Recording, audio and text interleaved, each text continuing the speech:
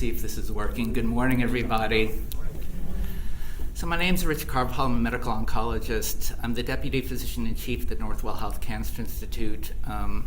I would like to first of all thank all of you here in person and the 150 folks that we have online for joining us today. Spending a little bit of time on a Saturday. I know this is valuable time for family and for yourselves. But this is our first combined Northwell AIM at Melanoma Patient Symposium about melanoma. And I'm really thrilled that we're spending time talking about this. Incredibly important topic. Melanoma is an enormous problem. We have over 100,000 diagnoses a year in the United States. Think of that.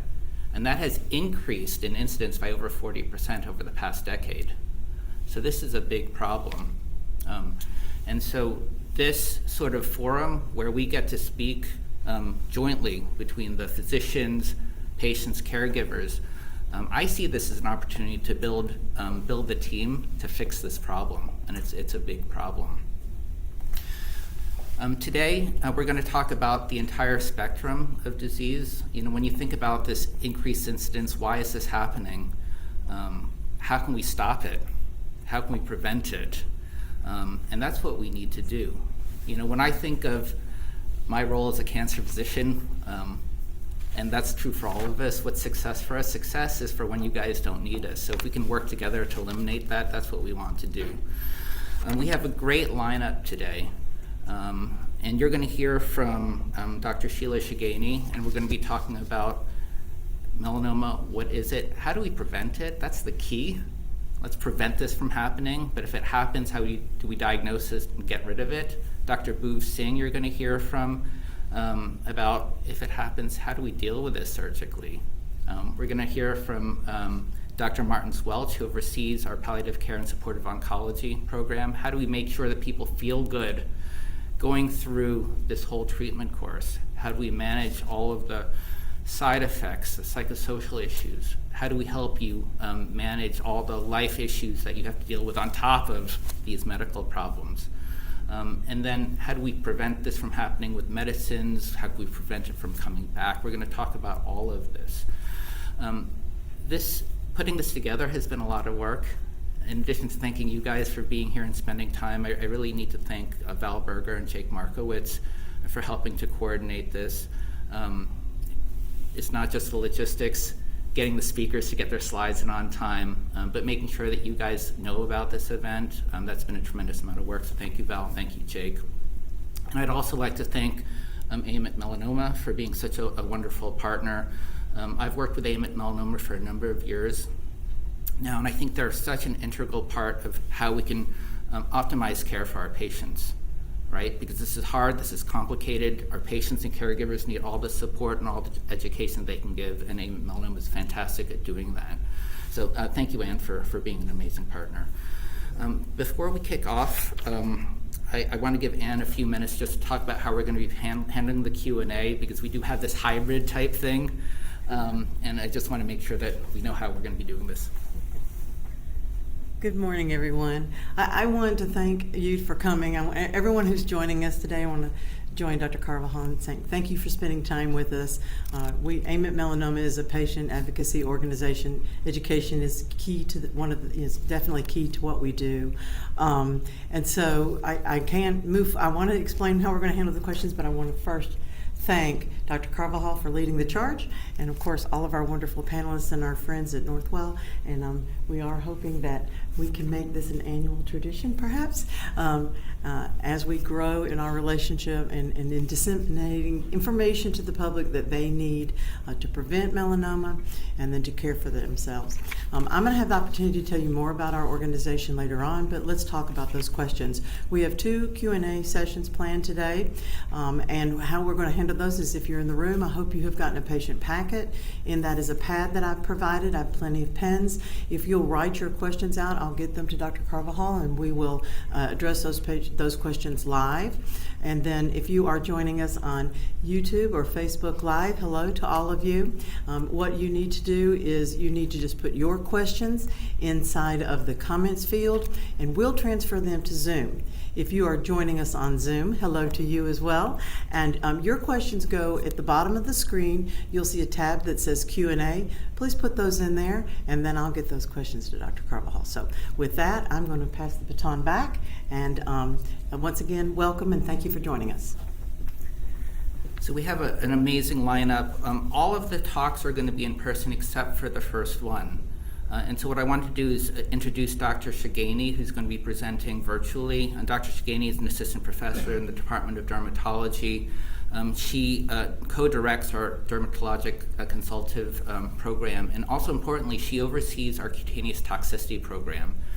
A lot of our patients treated for melanoma or other cancers have side effects affecting the skin or the hair or the nails.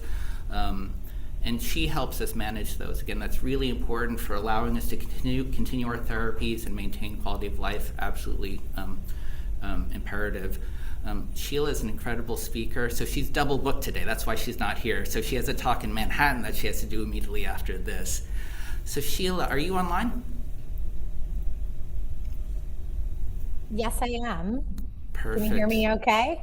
We can. So Sheila, why don't you go ahead and share slides? Okay, and then great. Take it away. Thank you. All right, thank you so much. And I really apologize that I'm not able to be there in person. I really wanted to, but unfortunately I'm here in the Hilton Midtown, and it's a dermatology conference, so I couldn't find anyone else to do it, which I'm happy about. I get to give the talk myself. Okay, so as Dr. Carvajal mentioned, I work at the Cancer Center, and so many of my patients have melanoma, often advanced melanoma, but just taking it back a step, doing skin cancer screenings and detecting melanoma is kind of every dermatologist's bread and butter. So I'm excited to speak to you today, really just as a general dermatologist on melanoma prevention and detection. And I am sharing my slides right now, so I hope you can see it. Just let me know if you can. Okay, so just a brief outline for today's talk. I'll start off with a general overview of melanoma, and then really spend most of today's talk talking about prevention, particularly sun protection and early detection. Sheila, sorry to interrupt. So we can't see your slides, actually. Oh, you can't? No, we see you, which is fantastic, but... Huh. I'm sharing my slides. Okay. We Okay, see let them me online, stop but sharing. not in the room. So that's Okay, I'm going to stop sharing, and then I'll share again. Okay. Let's see. It was working earlier when we tried it.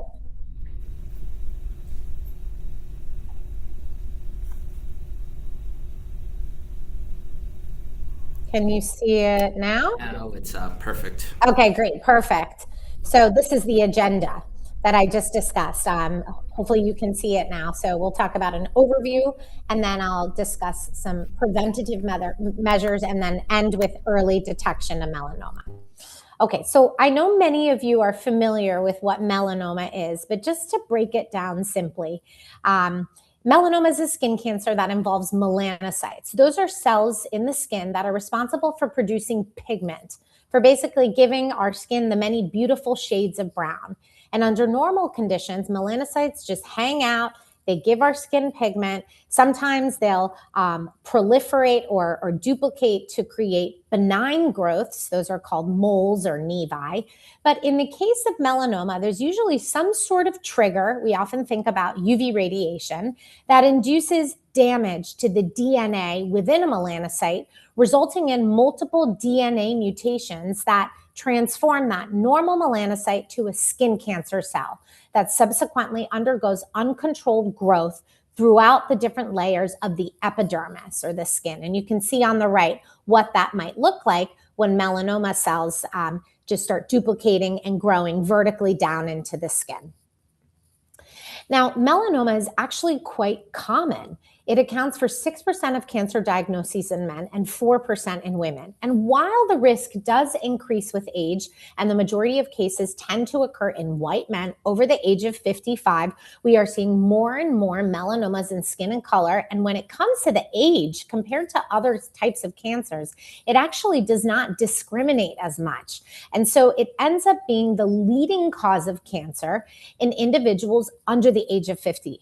And so when you put it all together in patients of all ages, it ends up being the third most common cancer in men after colon cancer and rectal cancer, and the third most common in women after breast and thyroid. So extremely common. Now, as Dr. Carvajal mentioned, melanoma incidence is rising. My stat is 27% over the last decade, but I trust Dr. Carvajal's even more. He said over 40%. And fortunately, we don't necessarily see that this is affecting survival outcomes. And in fact, the survivals are much better. And we think this is for a few reasons. First of all, our therapies are much better for advanced melanoma. And I know many of the oncologists will be talking about that later. But the other interesting thing is that it does seem like we're just diagnosing melanoma better and earlier. And the most recent stats show that about half of the melanomas that we diagnose in the US are actually non-invasive, meaning they're confined to the top layer of the skin. This is also known as melanoma in situ. And the prognosis for these melanomas is excellent. And when you look at the 5-year survival rates of not only melanoma in situ, but even thin melanomas that are invasive, less than, we'll say 0.8 millimeters thickness, these 5-year survival rates are excellent, over 99%. And so all of this data goes to show that yes, melanoma incidence is increasing, but what we're really learning is that early detection matters. And it does seem like if you catch these melanomas early and they're thin, patients do very well. So before we get into early detection of melanoma, let's talk about how we can prevent melanoma. Well, I will be honest, when it comes to risk factors for melanoma, we have not figured it out. There are many different factors, many of them genetic. But when it comes to environmental factors, ones that we can control, it does seem like ultraviolet radiation or UV light, mostly from the sun, is believed to be a contributing factor in at least 70% of melanomas. And when we talk about UV light, there are really two main rays from the sun. There are UVA rays. Those are rays that penetrate a little bit deeper. These are the ones that are responsible for giving us wrinkles and saggy skin. That's why we say UVA for aging. And then there are UVB rays. These penetrate a little more superficially, and these are the rays that give you sunburn. So UVB for burning. And so both UVA and UVB rays contribute to all types of skin cancers, but particularly with melanoma, it seems like maybe UVB may be more important. And it's important to mention that the sun is not our only source of UV light. In fact, indoor tanning beds represent a huge threat, actually, in terms of melanoma development. And the WHO now classifies indoor tanning beds as a carcinogen in the same category as cigarettes. And that's because we have a lot of data showing how bad they are for us, specifically with melanoma, with studies showing that if you use a tanning bed just once in your teenage years, your risk of melanoma goes up by 50%. Now, like I kind of alluded to, we're still not completely understanding the relationship of UV light and melanoma. It's not as linear and straightforward as other types of skin cancers. But what we do know is that at least for a large majority of melanomas, these periods of short bursts of intense sunlight, especially when we're younger, these are the times when we're getting sunburnt. This is what really increases your risk. And studies have shown that in particular, blistering sunburns, those really bad blistering sunburns, if you've had 5 or more in your teenage years, that increases your risk by 80%. But beyond that, we still do, as far as we can tell, believe that any dose of UV radiation can increase the risk of melanoma. And so I try to tell my patients who are, say like, oh, I was just getting like a base tan. There's really no such thing as a healthy tan, because anytime your skin tans, it is a sign that you've had maybe too much UV radiation. And so the best way really to prevent melanoma is to avoid the sun, particularly during those prime time sun hours, which is about 11 a.m. to 3 p.m.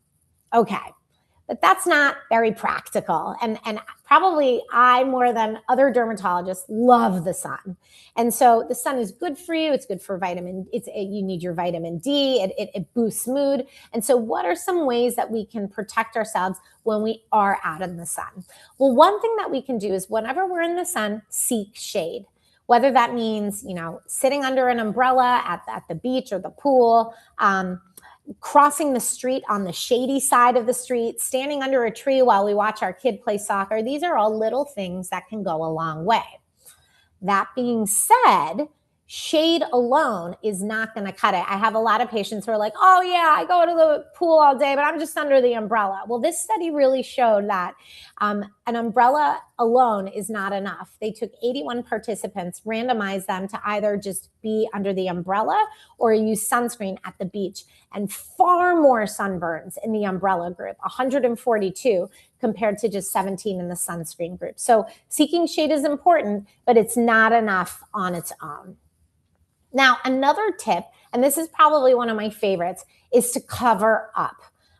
That's not always desirable when it's hot outside, the idea of covering up, but fortunately, we've become pretty good at making very wearable, breathable, sun protective clothing. This is a category of clothing that's a real thing. It's usually marketed as having a certain SPF, and usually this clothing is made of synthetic, tight woven fabrics that absorb UV light. Now, what I love about sun protective clothing is the truth is that with sunscreen works well. The issue is that it's very dependent on how you put it on. And most of us are not putting it on the right way.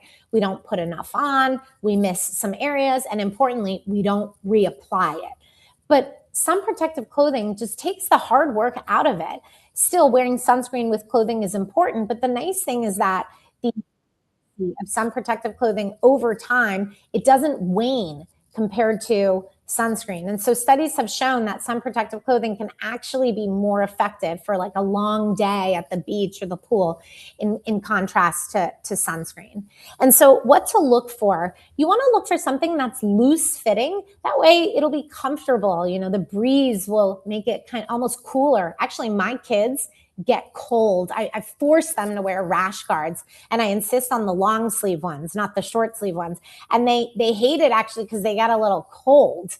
So I just say that to mention that it doesn't necessarily make you hotter, and they're never burned. So at the end of the day, when they see all their friends who have these painful sunburns on the back of their neck, they're usually a little grateful. So you want to look for something loose fitting. Dark colored fabrics are actually more effective, and look for something with an SPF of at least 50, and the more skin you can cover, the better. And then hats are extremely important, probably the most important piece of sun protective clothing. And baseball caps don't count because those don't cover the ears or the lower half of the face. So when we talk about a hat, we're really talking about a wide brim hat with at least 3 inches of width that'll provide shade to the head, neck, and upper body. Okay. And then there's sunscreen. And this is always a very popular topic in clinic because there's so many out there. And understandably, my patients are always confused how to, dissect the label of a sunscreen, what's good, what's not. So let me demystify sunscreen for you for a moment. There are basically two types of sunscreens, physical and chemical sunscreens. Physical sunscreens, these are my personal favorite. They essentially create a shield. So the moment you put it on, it's effective. And you'll know it's a physical sunscreen. Sometimes it's marketed as being mineral. And common ingredients include zinc oxide or titanium dioxide. I really like these sunscreens because not only are they effective immediately, but they tend to be better for sensitive skin. Fewer people develop rashes. And then as I'll mention later, again, I wear tinted sunscreen because I love it. And tinted sunscreens are almost always physical. But chemical sunscreens are great too. They function like a sponge. So it's more of like a chemical reaction that absorbs UV light. And so because of that, you need to wear it for 30 to 60 minutes before going outside. And common ingredients include oxybenzone, avobenzone. These tend to be a little more irritating. So if you're prone to eczema, I would stay away. But what I love chemical sunscreens for is for people who don't like wearing sunscreen. Sometimes the physical sunscreens can give you this thick white cast, whereas the chemical sunscreens are just more wearable. They're excellent. So I think they're a really good option as well.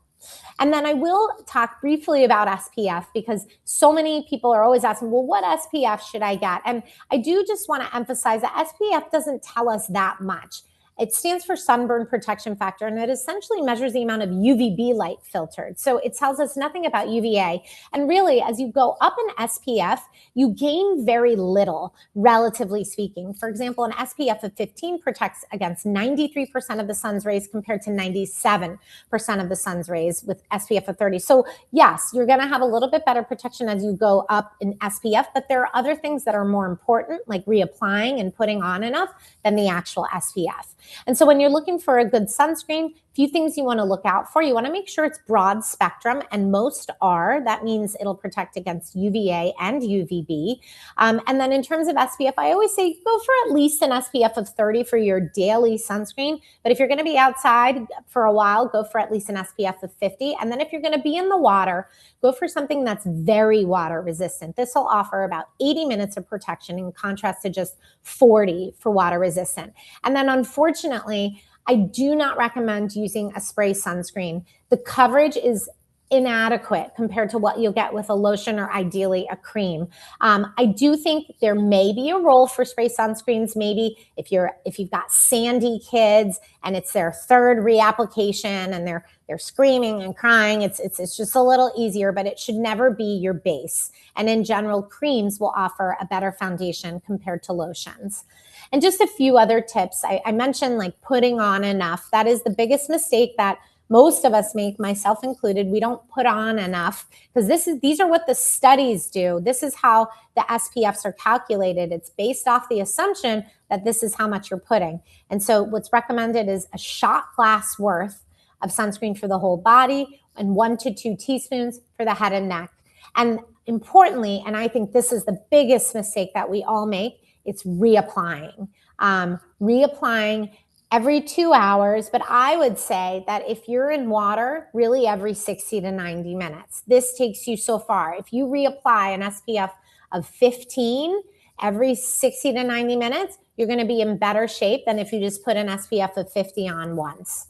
I mentioned tinted sunscreens. I love tinted sunscreens. I'm wearing one right now, plus a little bit of blush. But the point is that a tinted sunscreen functions like makeup for me. It's like my foundation. And so I actually like my skin better when I put it on. And so that's motivating for me to put it on, even if I'm not going outside. Sometimes I put it on at night. And so that's what you want to find in a sunscreen. So a lot of my female patients love a tinted sunscreen. Also my darker skin patients, where most physical sunscreens, even chemical sunscreens, give them this white cast.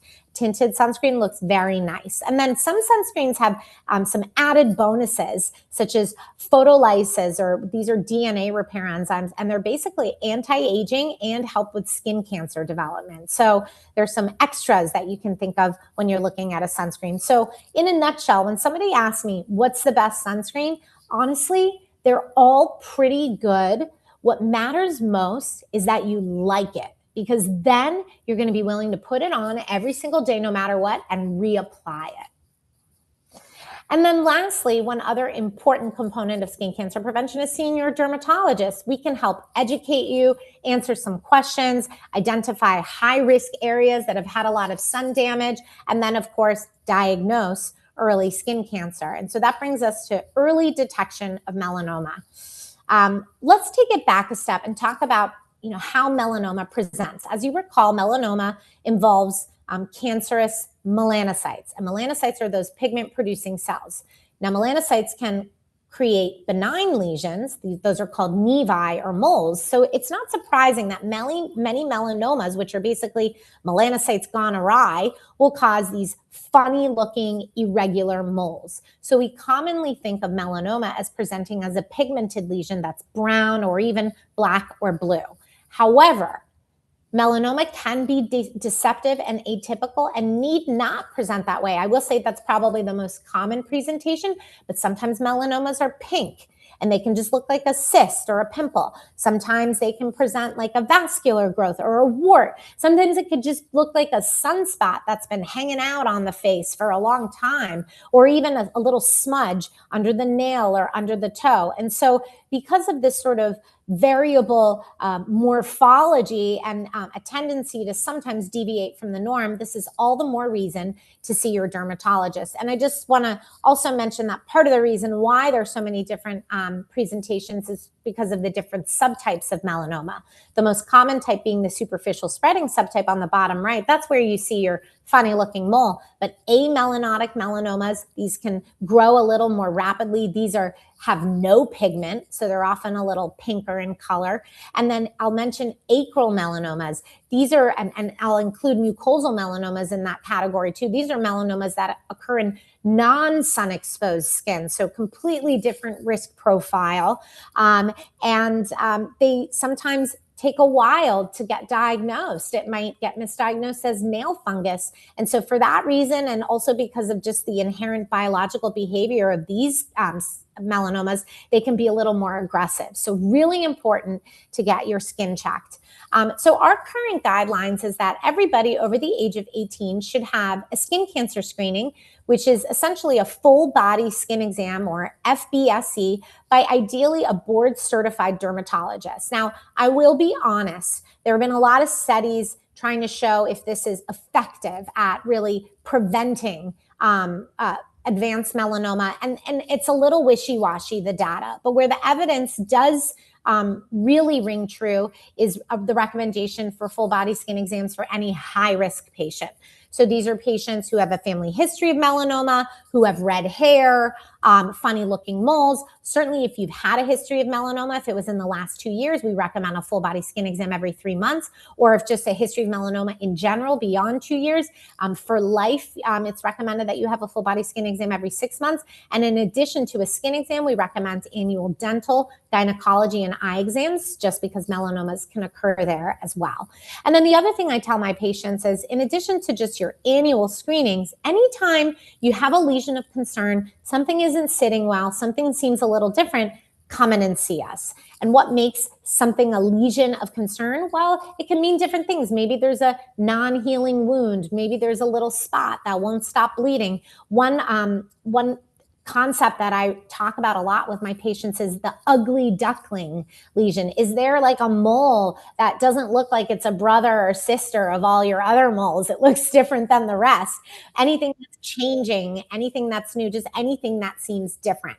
And we do have sort of an acronym or model to detect early melanomas or lesions that might be suspicious. And these are called the ABCDEs, with A standing for asymmetry. If you were to draw a line in the middle of a lesion, does it look different on one side than the other? B for borders, does it have irregular or indistinct borders? C for color, are there like more than one color or unusual colors like blue? D for diameter, is it larger? A good rule of thumb is it bigger than an eraser on a pencil? And then finally, and I think this is the most important letter of them all, E for evolving. Is this a changing lesion? I will say that the majority of melanomas occur de novo, out of nowhere, but about 20 to 30% do develop within pre-existing moles. So do you have a mole that's changing? Okay, now that I've scared everybody with the ABCDEs, I do want to say, don't panic. There are so many benign lesions that meet ABCDE criteria. On the right, these are all seborrheic keratoses. These are benign spots. We call them wisdom spots in my clinic because we tend to get more as we get older, but these are often breaking the asymmetry, the border, the color, they change. So if you get one of these ABCDE lesions, come in and see us, but stay calm, don't Google, leave the work to us. I'll mention just at the tail end of this talk, we have a lot of more advanced tools now to help us with skin cancer screening, something called total body photography. And with that, a technology called confocal microscopy, where we take really detailed images of every single mole and or spot and can track it over time. And so this is really helpful for high-risk patients that make a lot of funny moles, whether they have a history of melanoma or they're used to just their regular dermatologist biopsying them nonstop. This is a really good methodical way of tracking their lesions and really sampling only what's truly concerning. And then lastly, it wouldn't be really a talk in this era without mentioning artificial intelligence. I think in particular, when it comes to identifying lesions of concern and predicting skin cancers, there's been a lot of work in developing artificial intelligence models and algorithms and validating them. And although we're not there yet, artificial intelligence will likely play a larger role in skin cancer screening. And so just to summarize, melanoma is the third most common cancer in men and women. And while we're still identifying risk factors and haven't figured it out, it does seem like UV light seems to be the most important environmental risk factor. And so we do believe that some protective measures can help prevent melanoma. Fortunately, early detected thin melanomas have an excellent prognosis, and there are certain tools to help us identify these, such as the ABCDEs of melanoma. And importantly, routine skin exams performed by a board-certified dermatologist can help screen for early melanomas and promote early detection. Thank you so much. I'm going to stop sharing. Sheila, thank you so much for that wonderful talk. I know you have to run, but I wonder if we might have a few minutes for questions. I'll take questions. I do know that I have to run, so or I don't know if that breaks the flow, but I'm happy to take questions now. That would be perfect. So as folks in the room think of questions, there's one that came up. So Sheila, the images of skin cancer are usually on white skin. Yes. Is that because skin cancer is rare in people of color, and do skin tumors look different on darker skin? That's a great question, and had I been given more than 20 minutes, I would have loved to go into this topic, so thank you for asking that question. So as I mentioned, most skin cancers, as I mentioned, are in patients over the age of 55, and they're white men. But that's just the most common. I see tons of skin cancers in skin of color, younger patients. Now, the most common type of skin cancer, the superficial spreading subtype, does tend to be most common in Caucasian skin, although I do sometimes see it in Asian skin and Hispanic skin, less common African American. But for example, acral melanomas, and that's in my opinion, one of the more aggressive subtypes, not just because there are delays in diagnosis, that occurs at, we think, an equal incidence, if anything, more common in skin of color, but certainly not less common.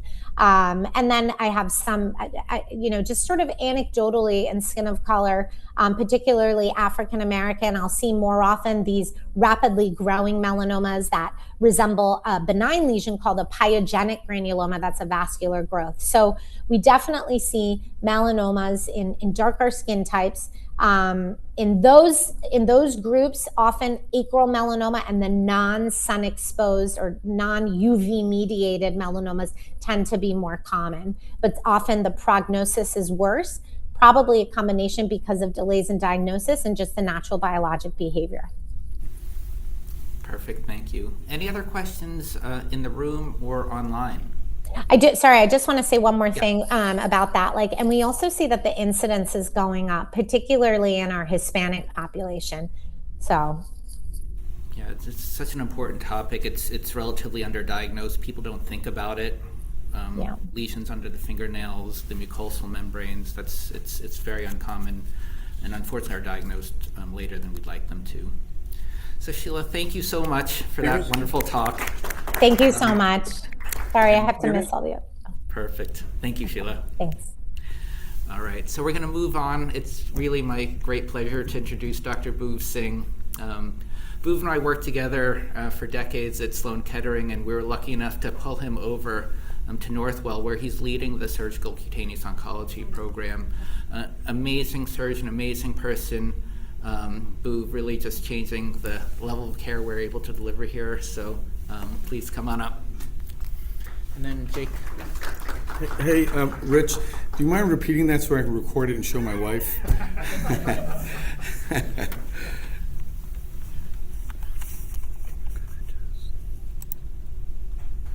Well, while we're setting up, thank you all for being here. We're always very excited to get out of the medical world and into normal people, because the medical world can be a little funky. And it's really exciting to be able to share some of the things that are happening in the field. The first thing I'll say is, if this meeting was 15 or 20 years ago, almost every speaker would be a surgeon, because it was purely a surgical disease. And it is so exciting and so sort of to be part of the change that's happening. You'll see the majority of speakers are non-surgeons. So there's actually a very different role for surgery nowadays in melanoma than there used to be 20 years ago when I was doing this. And thank goodness for that, because it was a very, very frustrating problem to deal with when you didn't have tools other than a scalpel. So at present, melanoma is no longer a surgery primarily disease, and we can't treat patients in the silo of the operating room with a scalpel.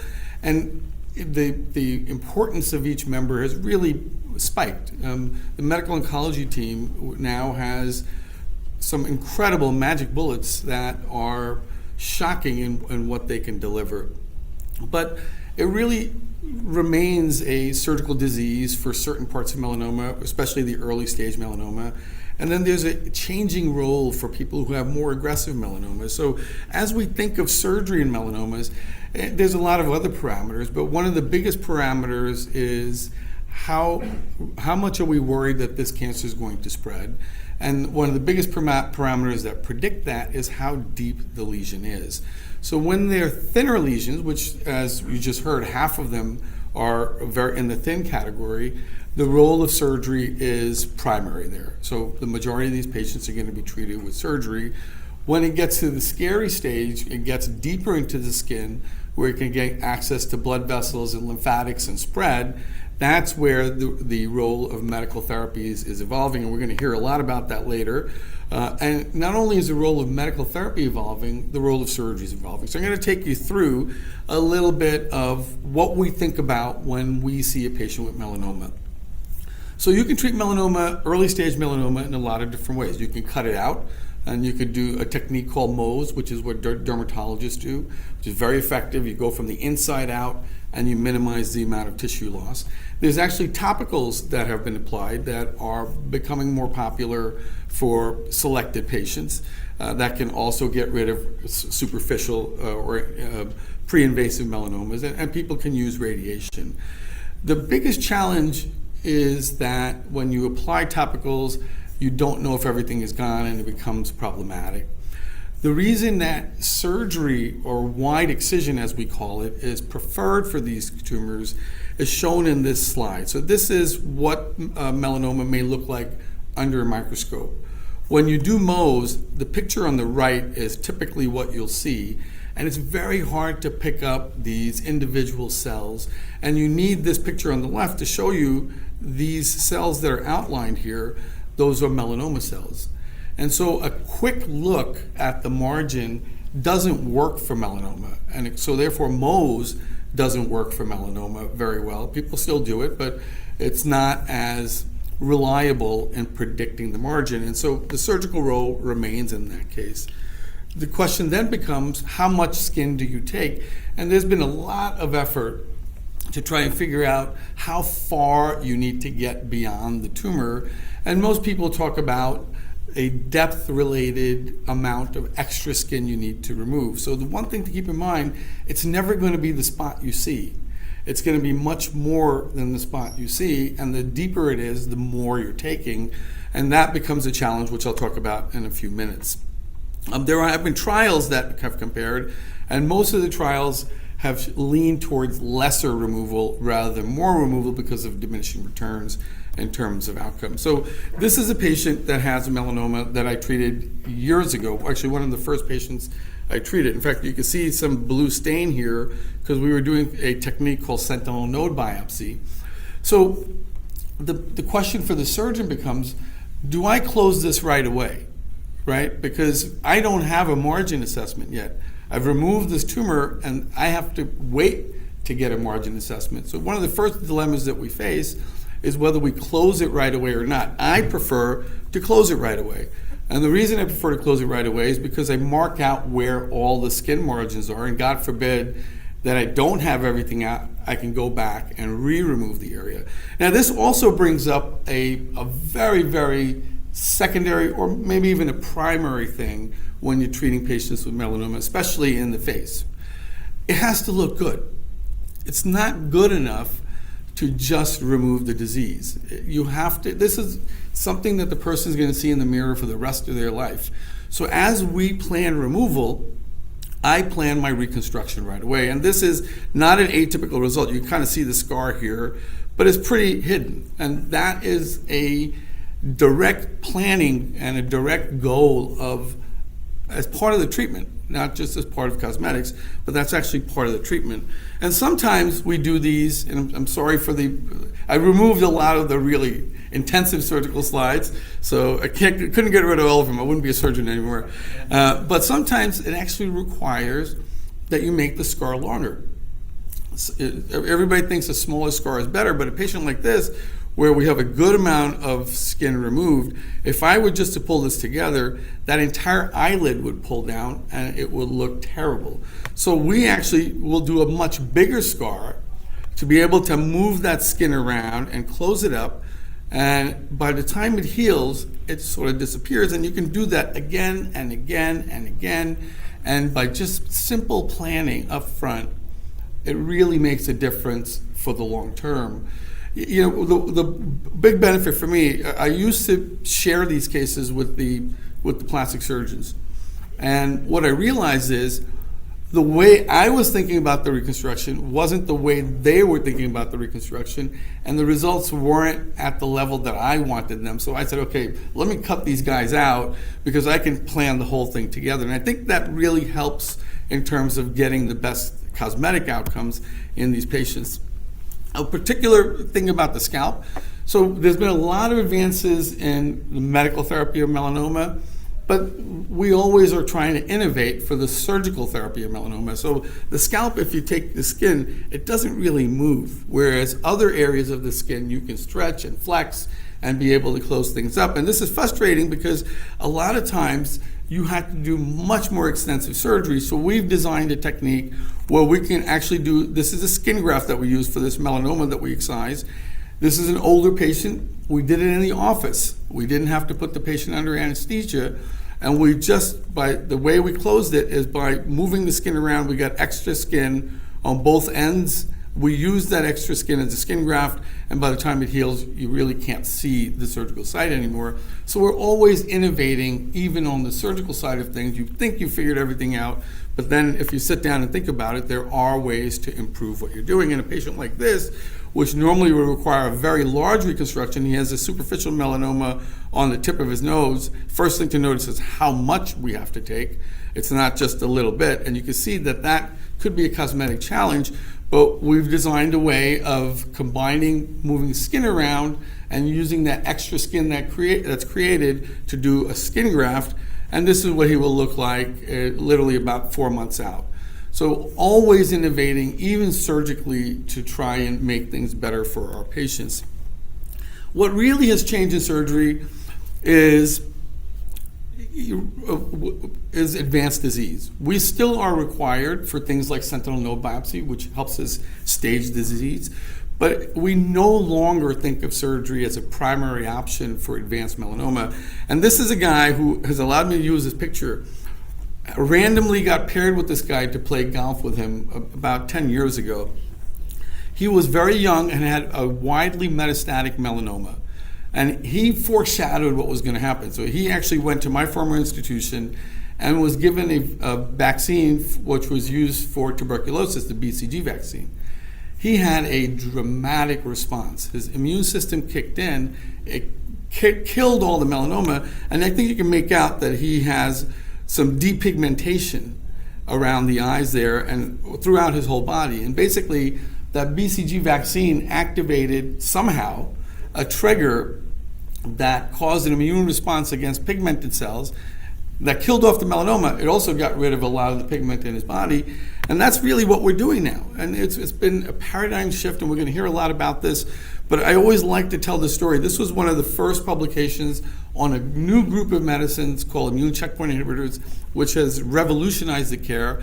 And I happened to be there. Actually, Rich and I know Jed, who was the senior person on this trial. And one of my patients happened to be the first person on this trial. So he had melanoma that was terrible. His cure rate was 0, and probably that in less than a few months rather than a few years. If you took his scans, there would be 100 spots throughout his body where the melanoma has spread. He went on this trial. And in fact, as you probably recall, his tumors grew when we gave him the medication, and there was this big concern, oh my God, the treatment's not working, the treatment's not working. And we decided to continue the therapy anyway, and a few months later, all of his disease went away. He was 100% cured. He went on to live a regular life and a natural cause death at the age of 90, and no melanoma to be seen. And that was field changing, and that was really a miracle. I mean, and now it's an expectation, because now all those patients that previously couldn't be cured, by combining agents, by changing the timing, we're getting 50, 60, even 70% cure rates on those patients that were 0. And we're going to hear about this in future talks. But that's also, and this is just a bit of a timeline of what's happening, and there's a lot more happening. I'm not going to go into it because I'm sure the other speakers will. But that's also changed how we think about surgery in these patients. In fact, when that trial was happening, we purposely tried not to operate on patients so that they can get the medication, right? Because we knew that operating on them wasn't going to get the results we needed. And now it's flipping back a bit, because now we're realizing that the timing matters, and I think we're going to hear about this as well. Whether you give the drug before doing anything, before surgery, or after surgery, or after doing something, actually could make a difference. Because if you give the drug before, which is called, something called neoadjuvant, you actually can get a response with only 3 doses, or sometimes even 2 doses of the drug, as opposed to a year-long therapy. And these drugs are pretty well tolerated, but many people can have pretty bad side effects. And in fact, the cure rate actually may be a little higher if you do it that way. So what does that mean? That means now what we're doing is we're giving these people, right when they walk in, without any other therapy, the drug, and then we operate on them. And so what's happening is I'm actually operating on a lot more people than I used to operate on with advanced disease, because we can use that response, that the amount of death of the cancer in the pathology specimen, to decide if they need any other treatment. So many of them will go on to get no other treatment. They stop treatment after 3 doses. I mean, can you imagine that? 3 doses, take 2 of these, and take 2 aspirin, call me in the morning type of a thing. You never think you see it, but we're beginning to see it. We're also being able to change how we operate, right? So we can do a lot less aggressive surgery. And one of the most common things that we do is something called a neck dissection. And this is a patient that was treated by the person's practice I took over at Sloan Kettering decades ago. And you can see that he has a lot of changes in that neck, right? I mean, what you can't see is how much pain is there, because nerves were sacrificed, muscles were removed, and he was in a lot of pain. This was the standard for a neck dissection, and actually partly based on what we do in melanoma, but also based on what we do in other things. We've developed a new way of doing this neck dissection that gets rid of all of those side effects, or at least 90% of them, and yet has the same control rate. So again, trying to innovate in the face of changing environment in melanoma therapy. You know, one thing that I think gets really not enough attention, and I'm happy to see that we're going to have a talk on this. The one thing I realized is, in the beginning I didn't, because I focused on get rid of the cancer, get rid of the cancer, get rid of the cancer. But I saw so many patients that were cured of their cancer physically that weren't cured of their cancer mentally. And so my role as a surgeon goes beyond the scalpel. I don't think it's enough to just cut the disease out. Really, we often don't do this, and we must do this as physicians, is just understand what the person is going through and treat them in addition to treating their melanoma. So I've devised an approach which I call DEEDS, and we're trying to validate this approach, which goes through several steps of how to get a person mentally and emotionally to the right place after cancer treatment, and not just medically in the right place to cancer treatment. So that means that my role as a surgeon is not the operating room. In fact, I will say that's probably the least important thing I do. What we do when the person first comes in to when we operate, of course we have to do that perfectly, and then what we do afterward probably makes the biggest difference in the quality of life of that person, in the mindset of that person, because you need to be cured not only of the melanoma, you need to be cured of the post-traumatic stress and the mental anguish that comes with that diagnosis. So with that, I thank you very much for your attention. I guess we'll take a question later. Boo, thank you so much. That was fantastic. And I think it just highlights the need for a few things. One, sometimes what we do in terms of medical care is sometimes that's the easy part, actually. But how do we help patients live well with their disease or their experiences is the harder part. And to that point, I'd love to introduce Dr. Martin Welch. So she leads our supportive oncology program, and by that, she's a member of the a palliative care department at Northwell, and is kind of a really, she's an important partner in helping us help patients live well with cancer. So, Diana. Thanks so much. Thank you. That was a great segue, Dr. Singh. Worked out perfectly.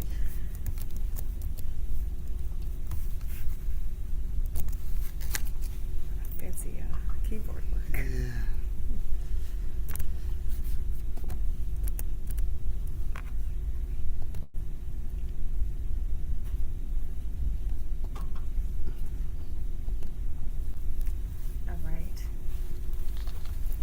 Thank you. So, as Dr. Carvajal mentioned, I'm Diana Martins Welch. I'm the director of the Supportive and Palliative Care Services at Northwell Cancer Institute. I work primarily at Zuckerberg Cancer Center in New Hyde Park, but we do take care of a lot of our Eastern region patients as well. And I've been with the Cancer Institute since 2016, so a decade into this, and I feel it's really important to shed light on my field. So my objectives today are to review the realms of supportive oncology. I'll describe how palliative care supports quality of life for the cancer patient, and I'll review various mishmash of different symptoms that do affect cancer patients who are going through cancer and cancer treatments. So I like to show this at the initiation of any of my talks because supportive oncology I consider a pie. And my specialty of palliative medicine is one piece of that pie, but we certainly can't do the right job for our patients without considering all of the different realms of holistic care for our patients, which include things like cancer rehabilitation with our physical medicine and rehabilitation colleagues, psycho-oncology, social work, who is one of the most important parts of our care, spiritual care, psychiatry and psychologic care, interventional pain, and so on and so forth, and of course survivorship, which has become its own realm, its own field. So when we think about supportive care for the cancer patient, we really have to look at it through this holistic perspective.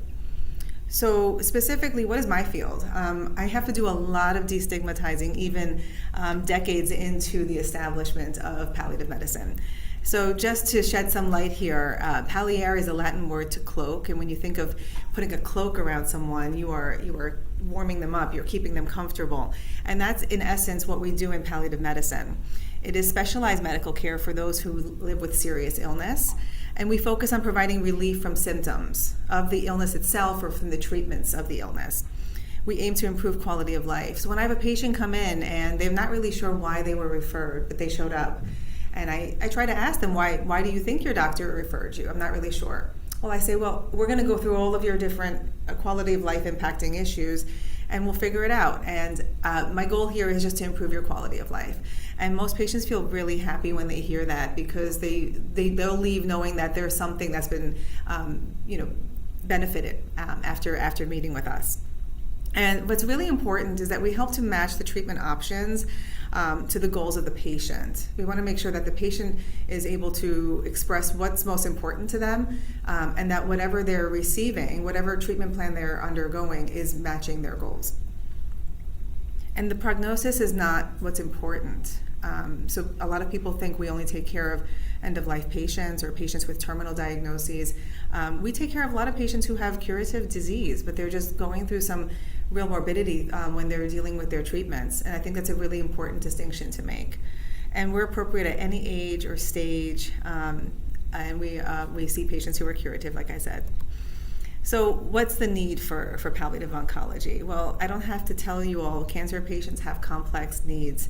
There's lots of different symptoms, and sometimes I have patients who are really sick and we have to deal with 5 or 6 active symptoms in one visit. It's a lot. I don't expect oncologists, and I think you guys do the hard part. I think my job is actually a lot easier, but that's just my perspective. I don't have to deal with thinking about all the novel therapies for the cancer. I just have to make sure that patient is doing well and thriving during their cancer treatment.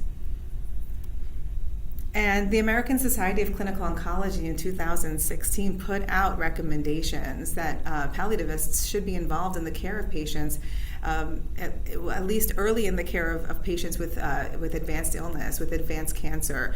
We should be seeing them within 8 weeks of diagnosis. That's a really ambitious recommendation.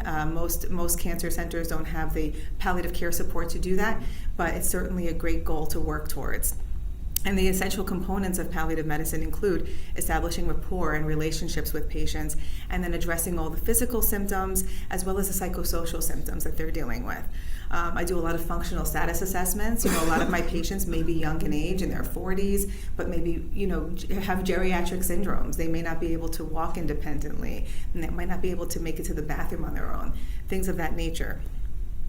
And we help to coordinate care. A lot of what we do is interdisciplinary communication. We try to, make sure. It's really difficult to navigate the healthcare system, and I see it even with my patients who are plugged in. They still have difficulty. We're a very big system, and so we help to connect those dots whenever possible to make it easier for the patients and their families. So a few different symptoms I just wanted to cover, like pain, and it's not a palliative medicine talk if we're not talking about total pain. Physical pain is one part of this pie, a quarter of it.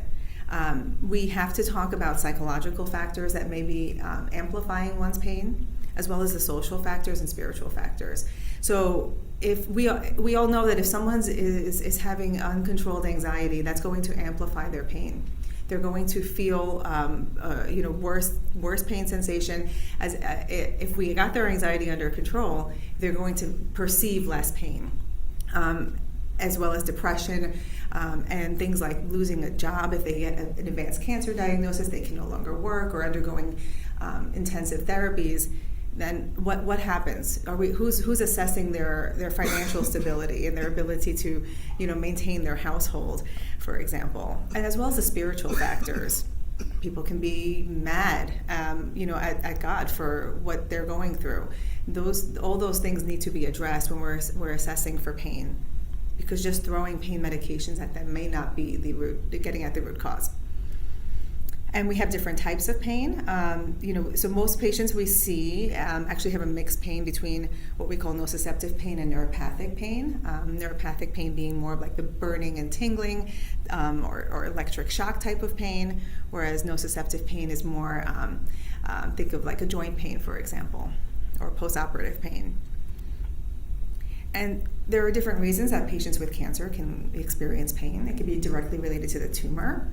In many instances, it could be related to the cancer treatment itself. Chemotherapy or immunotherapy can cause nerve pains, like chemotherapy-related neuropathies, joint pains. Radiation itself can cause pain, as well as postoperative pain. And we might have pain that's unrelated to the cancer. I have patients who come to me who are receiving cancer treatment, but they may be dealing with other issues concomitantly that we can certainly help with. And then what are our options when we're treating pain? So of course we want to start with the basics. Most patients we see cannot take NSAIDs, our ibuprofen and naproxen type of medications. There's lots of contraindications to them, and Tylenol can only go so far. We have a lot of non-opioid pain relievers. I listed some here. There's a multitude of them. Cannabinoids would require a whole different talk for me, but if you're interested, I'm happy to answer questions. And then there are instances when it's very appropriate to consider an opioid like oxycodone or morphine. In the world we live in right now, it's like almost taboo to bring them up, and sometimes I feel like I'm trying to deal drugs because patients don't want to take them and they're suffering, and I'm like, please take your oxycodone. So it is appropriate, and we watch them judiciously. So there's a time and place. And of course, we have interventional pain management procedures that can be done, such as epidurals and nerve blocks, trigger point injections, and whatnot. And we have our own specialists who we can refer to for that. And then, of course, there's non-pharmacologic pain options, which whenever possible and accessible, patients should take advantage of. And then just some of the other symptoms that we have patients who that are commonly dealing with these issues, such as chemotherapy-related neuropathy. Usually that will present with tingling, some numbness in the hands and the feet, the periphery. And those who are at higher risk for developing chemotherapy-related neuropathy includes patients who have diabetes already pre-existing to the cancer diagnosis, those who may have been heavy drinkers, those with kidney or liver impairment. There are certain things that we can do to help protect patients who already are experiencing those symptoms. Wearing socks and gloves. There can be some instability. Incorporating physical therapy for those patients, and making sure that we have fall prevention education. There are certain medications that we can utilize to help with the discomfort of the neuropathy. Acupuncture is also something that's been proven to be helpful. Dry mouth is a very common issue. I see lots of patients with dry mouth, and it's a very aggravating. It might not sound like a big deal, but once you have it, it's a very aggravating symptom. And this can happen because some certain chemotherapy agents and radiation can damage the salivary glands, as well as, we have patients who are not feeling well, they're nauseous, they may not be drinking very much. Dehydration can certainly contribute. We want to do a full assessment and eliminate any offending agents or drugs that may cause dry mouth as a side effect. Really try to figure out the necessity of each and every drug that they're using. And then there are certain things that we can use over the counter that can help stimulate some of the residual gland function, like sugarless gums and candies, xylitol. And we have a slew of different saliva substitute agents that can be used that are found over the counter, such as biotin. And of course, keeping good oral hydration, because dry mouths are more prone to developing cavities. Nausea and vomiting is the bane of most cancer patients' existence. So this is something that over the years, I think we've gotten a lot better at treating, and there are many more medications that can be used and do a good job at preventing and treating. Certainly we have to think of all different factors that can be leading to it, not least of which is anticipatory. It is a very psychological mechanism as well. So we have patients who can sort of get themselves worked up, and that will only heighten the nausea. So doing a good assessment as to when it's happening and what could be triggering it. Oh, and I include the smelling rubbing alcohol because that always throws people off, but there's actual literature to support the use of just getting the little alcohol swab pads that they use when they do a venipuncture, and it's just sniffing it can actually diminish the nausea sensation. I was walking into a room to see a patient not too long ago, and I saw her sniffing them, and I said, oh, this patient has nausea. Okay, that's going to be one of the symptoms we're covering today. Constipation. This is something I think like 75% of my patients suffer with, unfortunately. So it's not a full assessment if we're not talking about poop at my visit. So I do a very, very thorough assessment, and we think of different ways, both diet related, hydration related, and when we need to use laxatives and other drugs to help.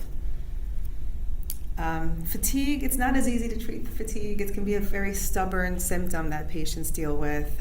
So it really requires going into sleep patterns, how much if they're napping too much during the day, we have an issue, right? Because then they're probably not tired enough. People who are going from very busy lives and then have kind of stop and have to just focus on their treatments, now they're not exerting themselves very much. They may not be tired enough. These are things that we talk about and assessing the fatigue and figuring out ways to make sure that sleep is maximized. I'll talk about insomnia on a different slide. But exercise might be antithetical to thinking that exercise is helpful for fatigue, but we know that's the case. So it's very hard for me to tell patients that you have to be more physically active when they feel like they can't peel themselves out of bed. But we have to come up with a schedule, and it does make a difference. And insomnia. So this is a really common symptom as well. I see a lot of patients who may have slept like rocks their whole lives, and then they get a cancer diagnosis, and they're having trouble falling asleep or staying asleep. They're tired all the time. So really doing proper sleep assessments. I try to avoid having to use medications to help with sleep unless really everything else has been tried. But certainly if the patient just needs to knock out and they're sleep deprived, we will not shy away from writing medications. But certainly having to do good sleep hygiene is important. And depression, anxiety. Sometimes I feel like I'm a pseudo-therapist. I tell the patients I am what you need me to be for you. And if that's a therapist, all right.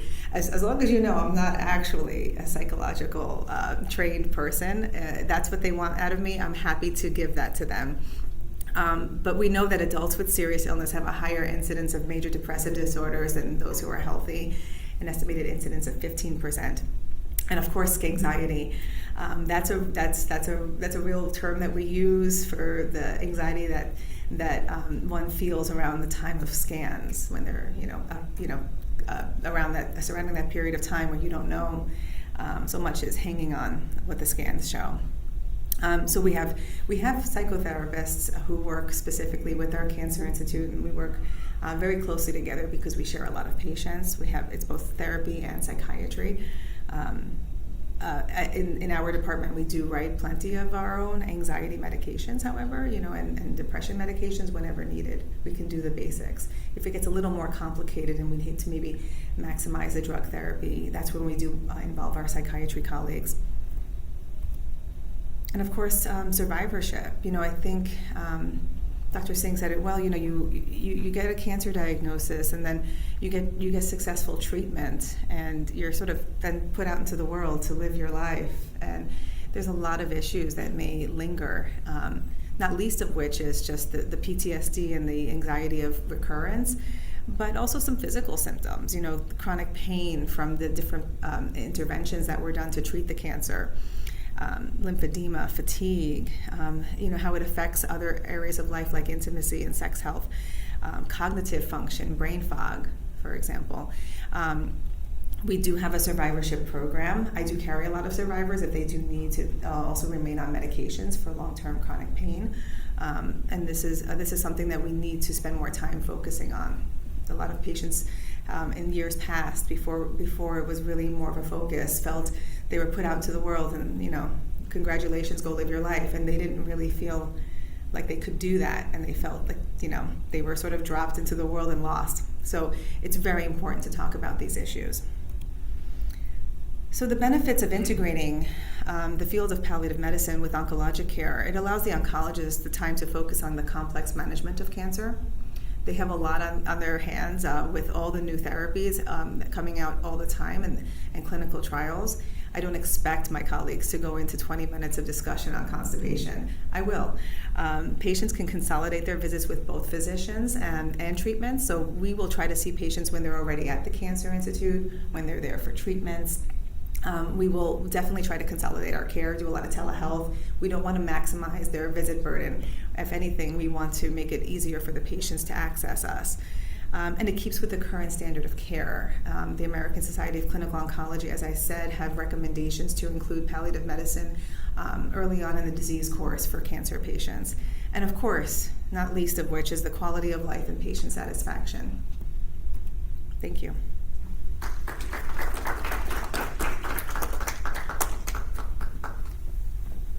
Maybe I'll ask Diana and Boov to just come up. We don't have microphones to go around, but so I just wanted to ask the audience if there are any questions that you might have for Dr. Singh or Dr. Marnes-Welsh. And I think while we get these I have a up. couple more to write down too. So Oh, good. Thank you. And don't be shy in the room. Just raise your hand. But actually, let me start off with Diana. Because this was a question that I had.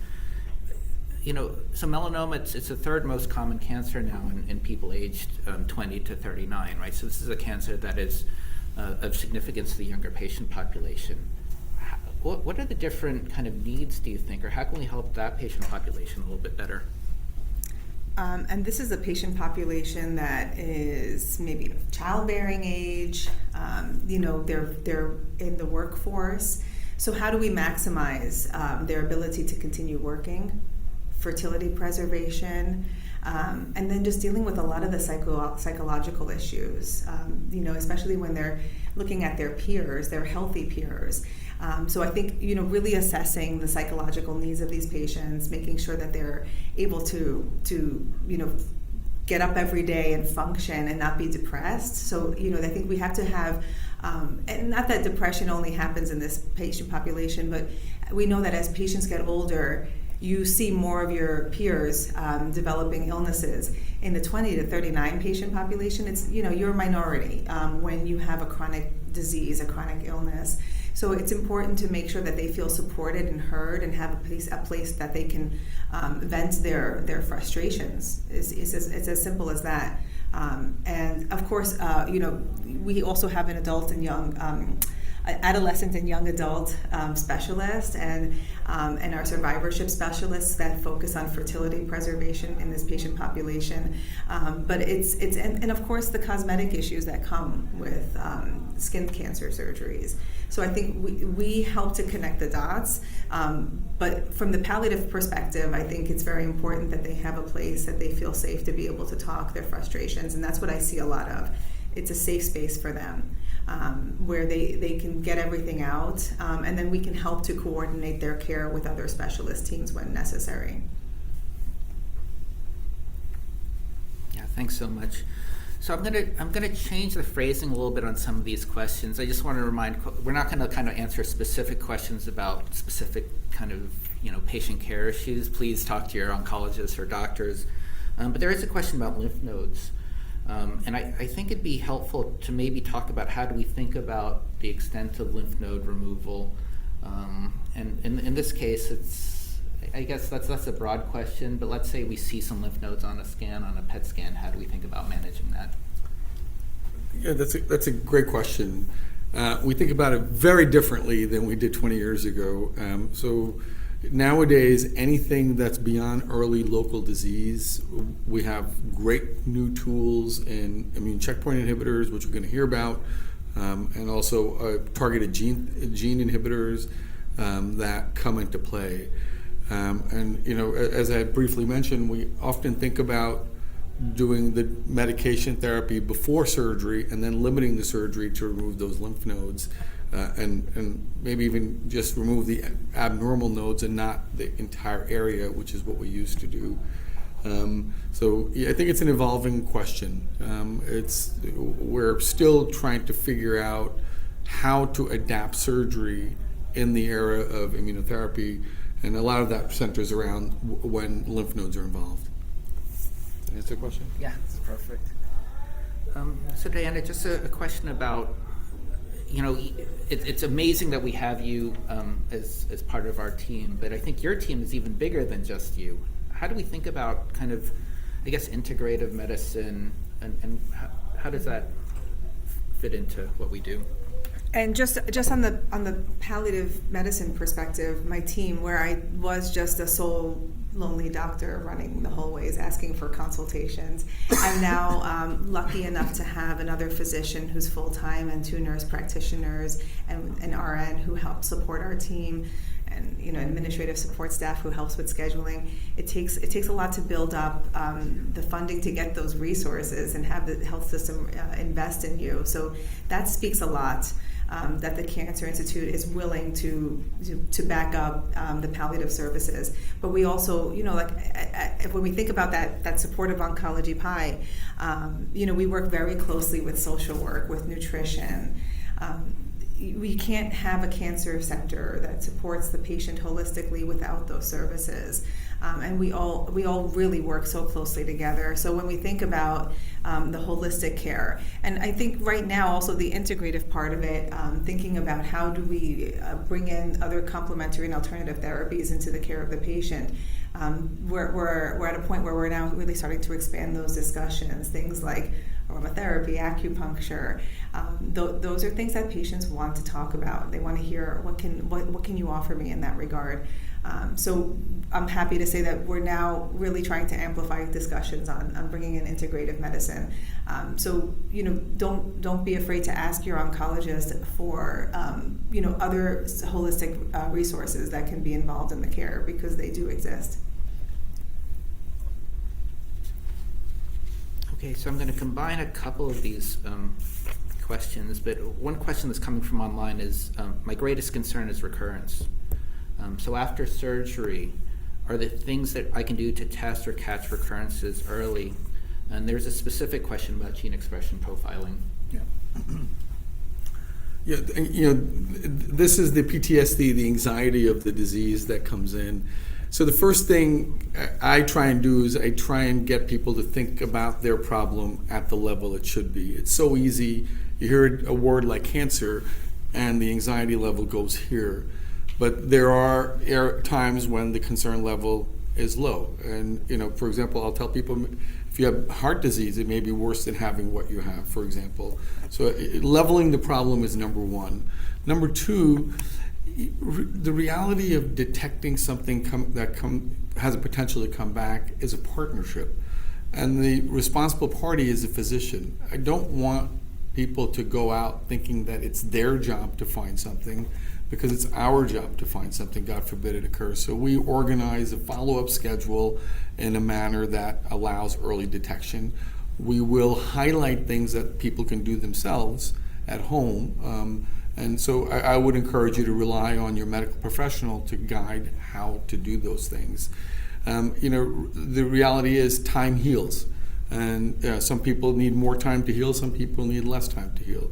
I have patients that I operated on 25 years ago that still come in because they need that reassurance. Their chances of getting something back are zero, but they need that reassurance. So that's still medical therapy. So I think the long answer to that question is you partner with your medical professional, let them guide some of the parameters. Don't take it on all yourself, because it's really self-destructive in a way. Any comments about gene expression? Yeah, so it's a great question. So the holy grail in medicine is to take your tumor, do a genetic analysis, and predict what's going to happen. Unfortunately, the theory of that has not been practical and reality. So whether you use mutation screening or gene expression screening, it's still not at a point where we can use it definitively to predict what's going to happen. There are some commercially available tools that are out there, and some of them may work, but I'm not using them exclusively. I still rely on my eyes and my fingers, and the pathologist's eyes and the fingers, and the radiologist's eyes and fingers primarily, and other things like gene expression can supplement that, which will, at this point, should not replace that. Yeah, I think the gene expression question is such an important one. The field is just developing so fast, and in a lot of ways the technology that we have access to is outpacing our knowledge of how to use it appropriately, right? And so we are using things like circulating tumor DNA, but still trying to figure out the right way to use it. And we are looking at gene expression profiling results, but really still trying to figure out what the right role of that is. So Diana, this is a question of I guess it's a question of emotional distress. And you definitely touched on it on your talk, but what do you say to people who are dealing with the anxiety of this diagnosis and the scan anxiety? I guess I didn't realize going into this how much psychological support I would be doing, without having like a formal psychological training. But I think experience does lend itself to, naturally being able to support patients through this. And I went into this field because of my personal experience with family members having cancer. So I felt like the empathetic side of things was there. And those who choose to go into this tend to be on the more empathetic side. So we validate, we listen, we provide support, or plug in help for more professional support when needed. We write for medications to help with the anxiety when it becomes a little too burdensome. Or if, sometimes it just requires sometimes an as needed medication. But walking alongside people and with people through this is really important.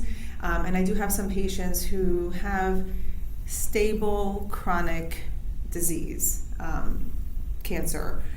So they may see us every 3 months, and that's all they need. And I recently met a physician who is a patient with an advanced cancer, and he knew very well to get palliative medicine involved simply because he knows that the train he's on, and he needs us on the sidelines. And so I'll see this patient every 3 months until we need to meet more frequently. They know how to use our support services. And the same goes for the psychological support. I think it means a lot to people to have that person or that team that's available to pick up the call when they are having a distressing moment. So I view the initial encounter as superbly important to develop rapport in a relationship. And so I spend a lot of time. I mean, I have a full 60 minutes for the new patient visits, and I think it's a very sacred hour because even if they don't come in with a slew of different symptoms, it's establishing the rapport for the relationship going forward. I might not meet that patient again for another 2 years. I had that this week. A patient came back after 2 years of not seeing me. I didn't remember much about him, but when he walked in and we started talking, I realized, okay, we got to see each other every month now. This is a different scenario.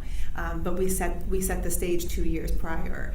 So I like to consider our team as being on call for the needs of the patient. When we are needed, they will call on us. So, I'm going to jump on that question. So, for me, that aspect of the treatment, as was discussed, starts on the first visit.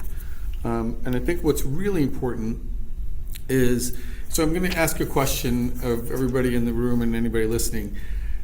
Think of 3 people that you trust with your life. Put that thought in your head. How many of those have you known for 10 minutes? Right?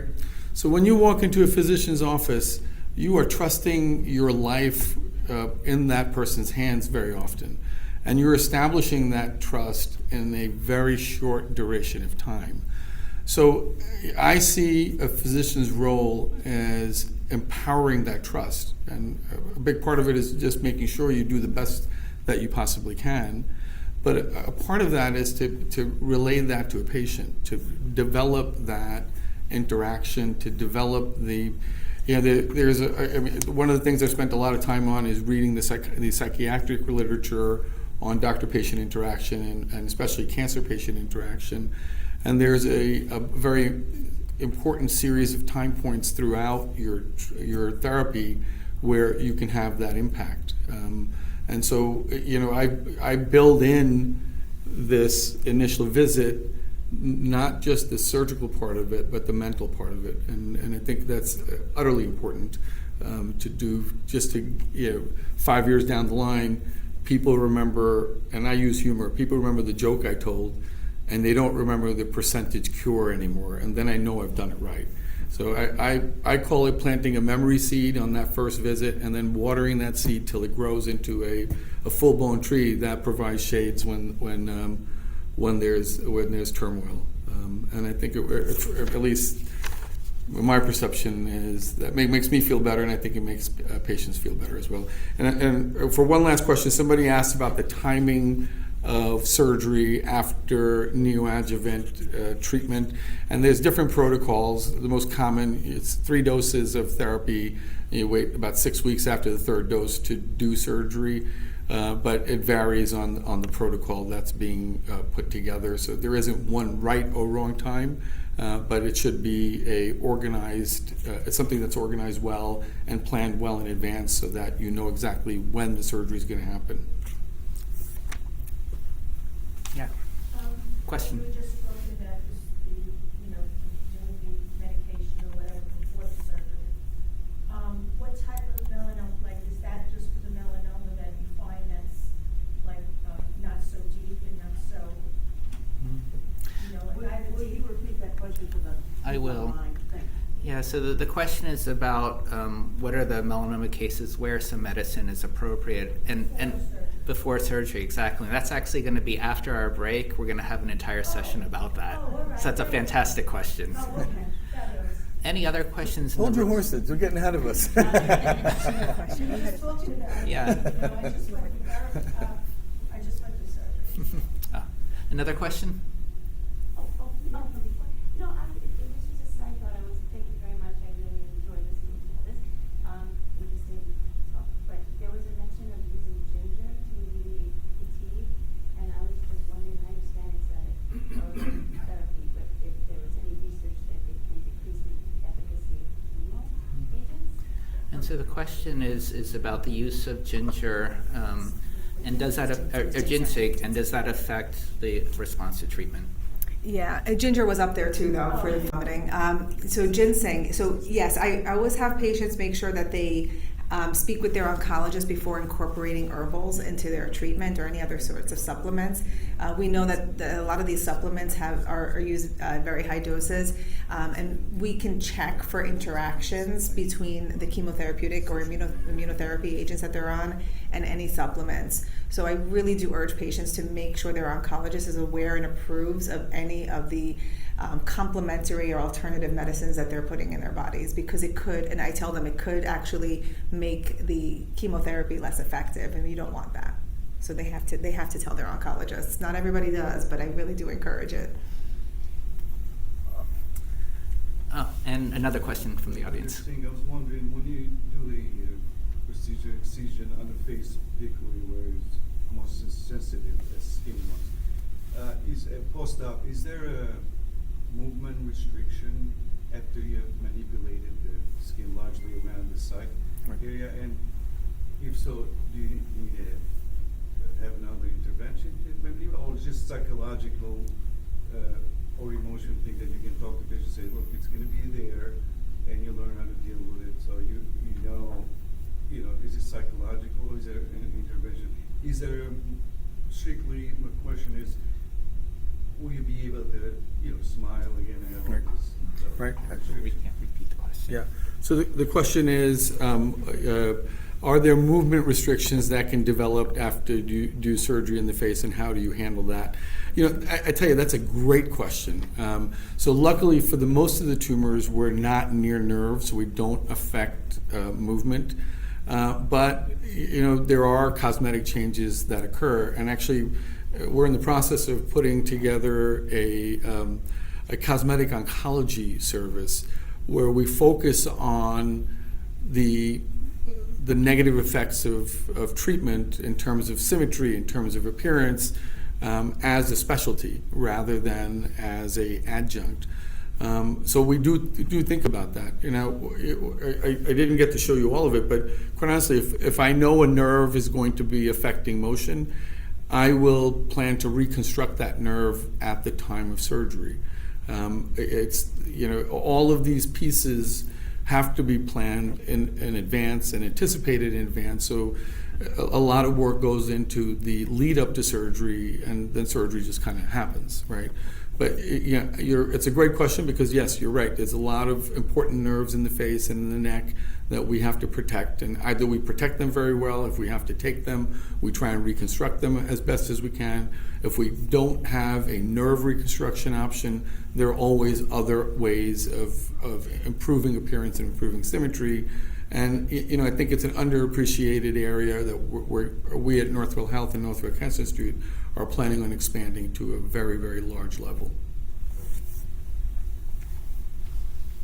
All right, with that, I think we're going to take a short break, so a 10-minute break. We're going to regroup 10 after, so 10:10, after a little bit of coffee. Thank you, guys. Yep.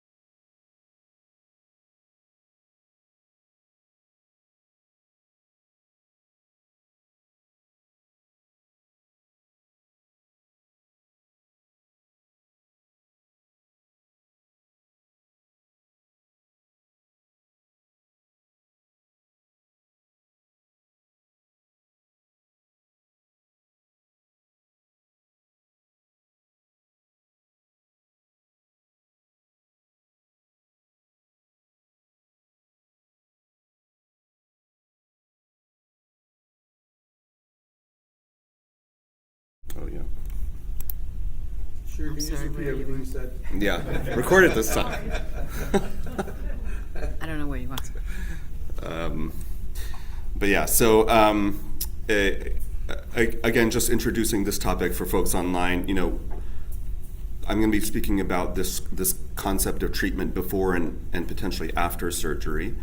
So, to kind of set the landscape, as Dr. Singh was mentioning, we know that surgery can work and it can be curative for some folks, but not always. And sometimes even when we think all of the melanoma is gone, we see that it comes back. And so, we realized this a long time ago. And so when we first developed these effective medications for people whose cancer had spread, the very reasonable question got asked, well, what if we add that treatment in for people who had surgery, who were worried about risk, and could we potentially reduce that risk of recurrence? And the second question is, even more fundamental than that, how do we identify who those patients are? This is just a schematic of some of what Dr. Singh does as a surgeon. And this is a busy slide, and I don't want to go into the granular details of it, but it's just to illustrate kind of how we think about things when we're thinking about what are those tumors that are more likely to come back. And we don't have this is not an exact science, because as any surgeon, oncologist will tell you, we've all met patients with what we think are low-risk tumors that come back, and then we've had people who even have metastatic disease that gets cut out that never comes back. But there are some themes that we think correlate, and those are tumors that are deeper. And so this table here on the left is this kind of consensus guideline that we have, that we look at different depths of the tumor. And then also some features like whether the lymph node or the draining kind of basin of the tumor is involved. And we know that folks who have deeper tumors and folks that have lymph node involvement do have a statistically higher risk of the cancer coming back. And so specifically for them, right, this concept of adjuvant and neoadjuvant therapy has been developed, and we've proven that that can actually reduce the risk of the recurrence. And so just to maybe level set what we're talking about with these treatments, neoadjuvant, we like to come up with these jargony words, but really it's pre-operative in practice, right? It's pre-operative treatment where we give some form of therapy. Right now it's immune therapy for a period of time. Then surgery is done. And then depending on what we see in that surgery, we may decide to do additional treatment. Adjuvant, which has been the standard for most of the last 10 to 15 years, is post-operative, so surgery and then treatment. So that's just as we talk about this, that's what we're discussing. So first, to start with adjuvant therapy. As I mentioned, this has been the standard for a while, and this was proven after we developed these immune therapies. We saw that they could work really well for some people whose cancer had spread. And so again, the logical idea of taking these treatments, giving them after surgery to try to treat any cancer that might have been left over. And there have been a host of treatments which have been tested vigorously in randomized trials, shown over extended periods of time to reduce that risk of recurrence, both what we call immune therapies, which are the first two of these treatments, nivolumab and pembrolizumab, but also what we call targeted therapies. These are for select people who have mutations in their melanoma called BRAF mutations. And this figure on the right just demonstrates that all of these treatments have been proven statistically to reduce that risk of recurrence. Generally, we think of them in a very similar way. And so that established a baseline, right? Surgery by itself can improve things. It can reduce that risk of recurrence. Maybe giving some treatment after surgery can further reduce that recurrence, but it's still not perfect, right? We still have patients in whom the cancer comes back. And so, like everything else in oncology, we always try to improve. And so many people for a while have been thinking about, well, what if you give this treatment beforehand? Could it be more effective? And there's actually a strong logic and a strong rationale for doing that. I think this figure kind of demonstrates that. It might be a little bit small, But on the top figure here, you can see that adjuvant therapy happening after surgery is done after the bulk of the cancer is taken out. And so even in those people who may have a recurrence or have a high likelihood of recurrence, we're worried there may be some cancer left over. It's going to be a small fraction of what was there originally. And we think that that might be important because when that immune therapy is coming in or when that targeted therapy is coming in, there may be less of a stimulus to drive a response against those tumor cells and truly eradicate them. Whereas with neoadjuvant therapy or preoperative treatment, the tumor is there. And then we're giving this treatment, and specifically when we're talking about immune therapy, we think that might be critical because that tumor that's there may be a much stronger stimulus for the immune system to recognize and then hopefully drive a very strong attack against. And then there's also the added benefit, Dr. Singh was mentioning this, that when we do the surgery, we can not just hopefully get rid of the cancer and maybe even do it with a smaller surgery, but also we gain very critical information about what was the impact of that treatment, how much of the cancer cell died, and if not, maybe we can help understand why that was the case. So there's a lot of components to this. When that surgery is done, there's a whole evolving field as to measure how do we know what kind of effect there was. And so there's been kind of a lot of scholarship around this, and we've kind of settled on these consensus ideas about maybe the percentage of the tumor that's still there. And so this table, again, a bit busy, but just to illustrate that what we're really looking for, ideally, would be that all the cancer cells are gone. But sometimes that's not the case, but that doesn't mean that it didn't work. And so we look at complete response, we look at near complete response, we look at partial response, and then there are some folks in whom it doesn't respond, right? And that may be important for us to make decisions after the surgery. And so, getting into some of the actual data and what we're now using in practice, there have been a few trials, a few different medicines. The first one on the top here with this drug called pembrolizumab, I mentioned that to you, that's an approved treatment after surgery. And in this cooperative group study, it was a study that was done all across the country. And we were involved in it, and Dr. DeVoe, who will be speaking after me, was the leader of that trial here at Northwell. What they studied was, is it more effective to give a short course of this drug, pembrolizumab, before surgery and then after as well, versus just giving it all after, which was the standard and has been the standard for some time. And in that trial, they saw a strong signal that there was actually improved outcomes, improved risk of recurrence when we gave that short course of treatment beforehand. That's being studied further, and we're going to be getting more information about that over time, but it's a very strong signal that that might be, in fact, the way to do this single agent immune therapy.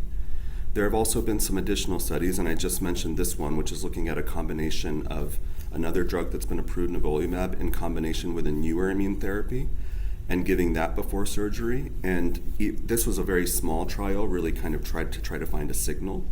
But again, it demonstrated that a significant portion of people, which you can see in this pie chart here, had complete eradication of their cancer when they looked at it under the microscope on the surgery. And so again, illustrating the potential for this type of treatment. And that really culminates with this trial called the NADINA trial. We were all really excited when we saw these results first presented at our big oncology conference a few years ago, where the investigators in this trial, what they did was, and this was based off of years of work, they intensified that immunotherapy. So instead of giving just one drug, they gave two drugs, and it's the combination they gave is the one that we know is the most powerful regimen that we have in people whose melanoma has spread. And in this trial, they gave 2 doses of this combination immunotherapy, and then they went forward with surgery. And depending on what the surgery showed, how many cancer cells were present under the microscope, they then stratified people into what kind of response they had, and then that dictated what kind of treatment they received. There's a lot of information there, and this is still evolving, but really, the results they found were really exciting, because they found that a majority of people had what's called a complete or major pathologic response, where there was either all the tumor cells were gone or a small fraction was there. And those patients did not go on to get any more treatment. They were just monitored. And I'm not showing this here, but basically those people, when we've looked at the 1 and 2 year outcomes since then, almost all of them, over 90%, are still free of cancer. And so what just a very short course of immunotherapy, then surgery, we think that they may have a very high chance of being cured. That's not everyone though, right? And you can even see from this figure that there's some fraction of people in whom the cancer is still coming back, or it's not responding. And so part of what we're trying to do is figure out why. And so we're all struggling with that in practice, but thankfully there's a lot of work being done to try to figure this out too. And there's a host of markers here, which you can see in this in the other bar graphs here, that show that maybe there are actually these markers that can help us understand who are the people who are more likely to respond to this versus who are people that may need additional treatment. And so I think this is just a representation of both the promise of what this upfront immunotherapy can offer, but also how we're thinking about where we go from here. It is important to keep in mind, we were talking about side effects and toxicity, that all of these treatments, everything that we're doing has risks, has side effects, and we take them seriously. But we also have gained, I think, a lot of knowledge about how best to address these things and how best to manage them. And so all of us who use immunotherapies, we've learned to respect these treatments, but also, I think, gain comfort maybe working as a team in managing these things. And we did see that maybe some of these people who got the combination did have higher rates of side effects, but thankfully, the vast majority of them were able to go ahead with their surgery, and the vast majority of them, we were able to get that side effect under control and back to their baseline. So that raises this question. I talked about post-operative or adjuvant therapy in the beginning, and then I talked a lot about neoadjuvant therapy, and that is where there's a lot of excitement about where we go from here. And I think in practice, for many people who have surgically resectable melanomas, that's being used. But it doesn't mean that if you did have surgery and you didn't get treatment, that there's not good options. First of all, the approved options that we have, we know work. But there's also evolving work that's happening. And I just wanted to highlight this one treatment, which is something that you may have even heard of, called an mRNA vaccine. And it's kind of based off of the same technology that they used to develop the COVID vaccine, which is fundamentally creating a vaccine to prime your immune system. But instead of just making it off of a virus or something like that, they actually use what we call neoantigens, or markers from the abnormal cancer cells, to create an immune stimulus against the cancer. And so this figure is a bit convoluted, but it basically shows how they do that, where they create these mRNA sequences that then are amplified and then put back into you as a person, which will then hopefully train your immune system to attack the cancer. And this figure on the bottom left kind of illustrates how that happens. Once those immune cells are exposed to that vaccine, they're much more likely to then circulate through the body and hopefully recognize and then drive a very strong immune response against the cancer.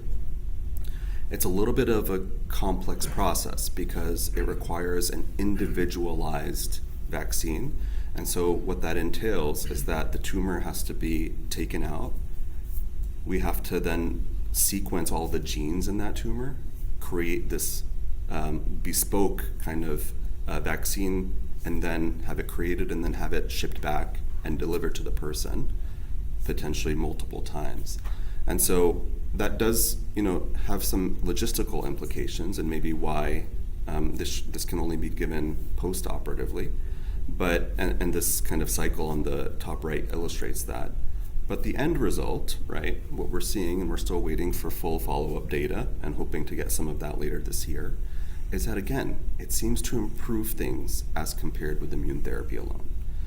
And so this is another avenue where we're seeing that maybe we can improve, again, those odds beyond just the immune therapy that we know works for a certain segment of people, but broadening that tent even more.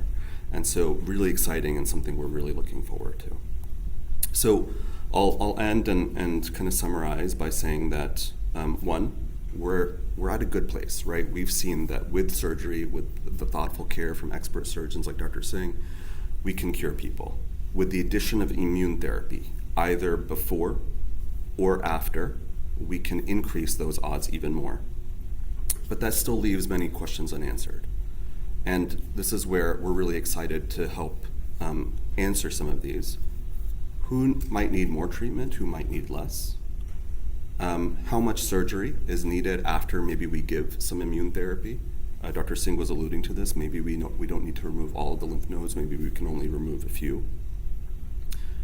What about that cohort of people who, even with the intensive treatment up front, their tumor didn't respond as much? What do we do for them? And that's an area where we're all very actively looking at.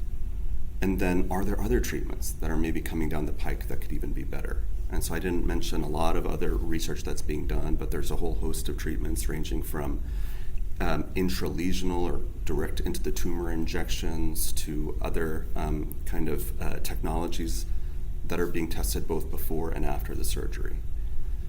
All of that, I think, is to say that thankfully we are curing more people than ever before. And our goal is to do that in a more personalized, more targeted, and more nuanced way so that we can both maximize the effectiveness of everything we do while minimizing the side effects and the toxicities. So I'll end there. Thank you. Questions later. Shahir, thank you so much. That was a fantastic talk. So now we're going to be moving on to what are we doing in the setting of even more advanced melanoma. And as I think you've heard, the degree of innovation development is really amazing. Since 2011, we've had more than 16 drugs approved for melanoma. And one of those approvals is come on, Jake, you want to help with the slides? Sure. Yeah, one of those drugs is something called lifileucel, which is a whole new class of therapies. I'd like to invite Dr. DeVoe, who has been really a pillar of oncology at Northwell for a number of decades now, who's leading our solid tumor cell therapy program here. He's going to spend a little bit of time talking about this really exciting type of therapy. Thank you, Dr. Carvajal, and thank you, AIM, and welcome to Melanoma and Skin Cancer Awareness Month. So I'm going to talk about cellular therapies. This is a bit different. This isn't a drug. It's actually viable cells. Let me just get to the next slide here. So I think what I want to do is level set a little bit and just kind of go over what immunotherapy is in general. Then we'll talk about TILs. What are they? Tumor infiltrating lymphocytes. So we'll discuss that a bit. How TILs were developed. They've been around for a really long time, actually. How they're collected, this is where the surgeons come in. They come back into business again because we need the surgeons still to get the TILs from the tumors, and how they're administered. We'll talk about how effective they are and the potential side effects. And we'll also discuss how patients are selected to receive this therapy and maybe touch on future research. So just again, to level set, I won't spend a lot of time. People who are in this field and people who are patients are well aware of immunotherapy.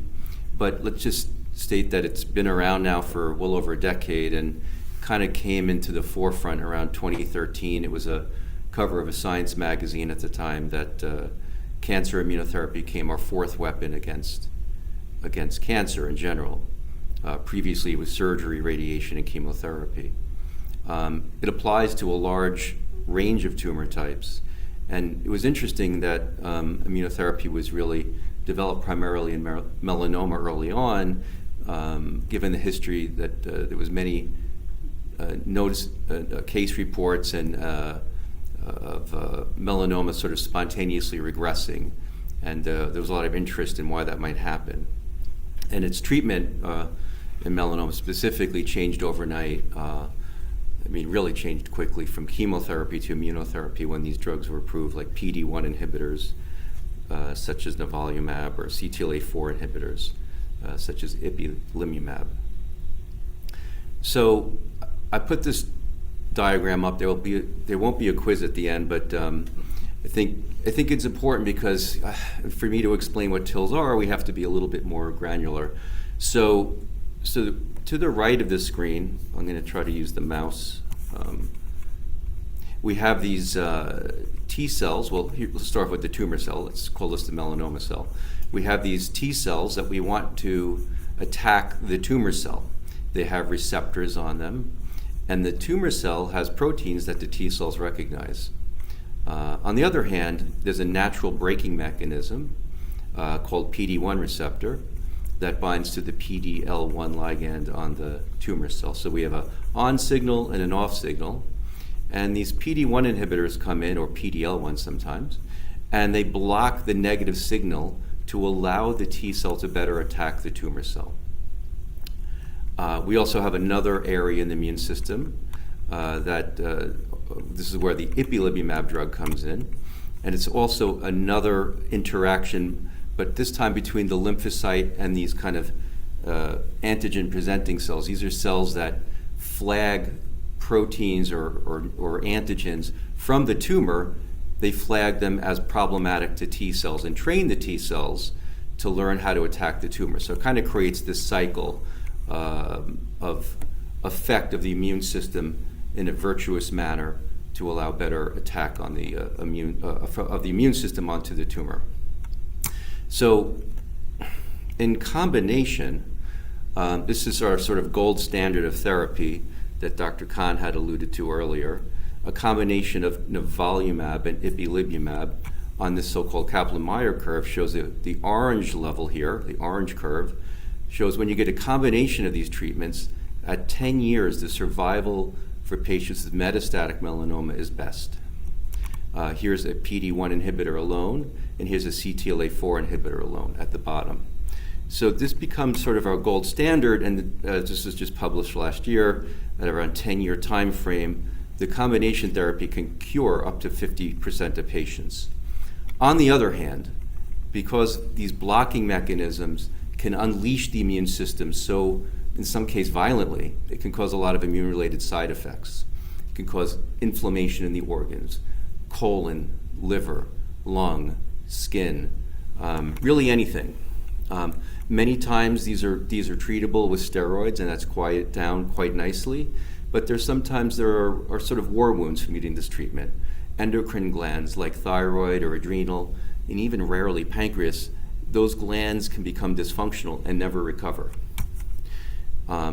So yes, a lot of side effects, good treatments for the side effects, but some people have some chronic conditions that develop after that. And on the other hand, like I said, around 50% are cured at the 10-year mark, but we need other options for the patients that are not, that either relapse or are primarily resistant to checkpoint inhibitors. So TILs were developed by this physician surgeon at the NIH really back in the 80s. You know, there are case reports and series published from the National Cancer Institute by Dr. Rosenberg for decades, really, of miraculous responses by basically using these TILs, which are the lymphocytes resected from the tumor, or kind of dissected out of the tumor, and then after some processes that we'll talk about, after they're expanded, they're grown, and then given back to the patient after some chemotherapy.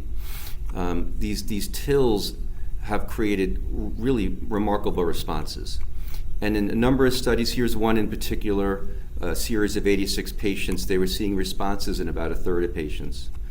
Sometimes even long-term cures in some patients. This is well before checkpoint inhibitors made the cover of Science magazine. But it really kind of sat at NIH for a long time because it's a difficult process. These TILs have to be manufactured. They have to be grown and expanded, and they have to be culled out because TILs are not just one cell attacking one protein, like Dr. Khan alluded to, a neoantigen, one marker on the melanoma cell. They can attack many markers. So you have to flag the right ones that you want to grow in the lab to manufacture them, so that when you're giving them back, you're getting a high quality product that will attack the melanoma in the way you want it to. So Iovance developed this manufacturing process and standardized it so that centers like us at Northwell can offer this to patients. So we work with them, and the first product from them, Amtagvi, was FDA approved. I can't pronounce their generic name, Lifalusil. A lot of difficult names that are the generic names. I like the brand names better, but you're not supposed to say that. But anyway, it was FDA approved in 2024 for patients who have progressed on checkpoint inhibitors, or in the case where there's a BRAF mutation, which I'm not going to get into, but you had to progress on BRAF inhibitors too. There is another cellular product out there as well for sarcoma as well, I'll just point out. And that's it for solid tumors, by the way, at this point in time. But there will be more. This is a growing and developing field. We'll end on a slide regarding some future developments. So many people have heard of CAR T cells. So CAR T cells are different than TILs. So the top of this diagram shows that the CARs are collected, they're T cells that are collected through what we call pheresis.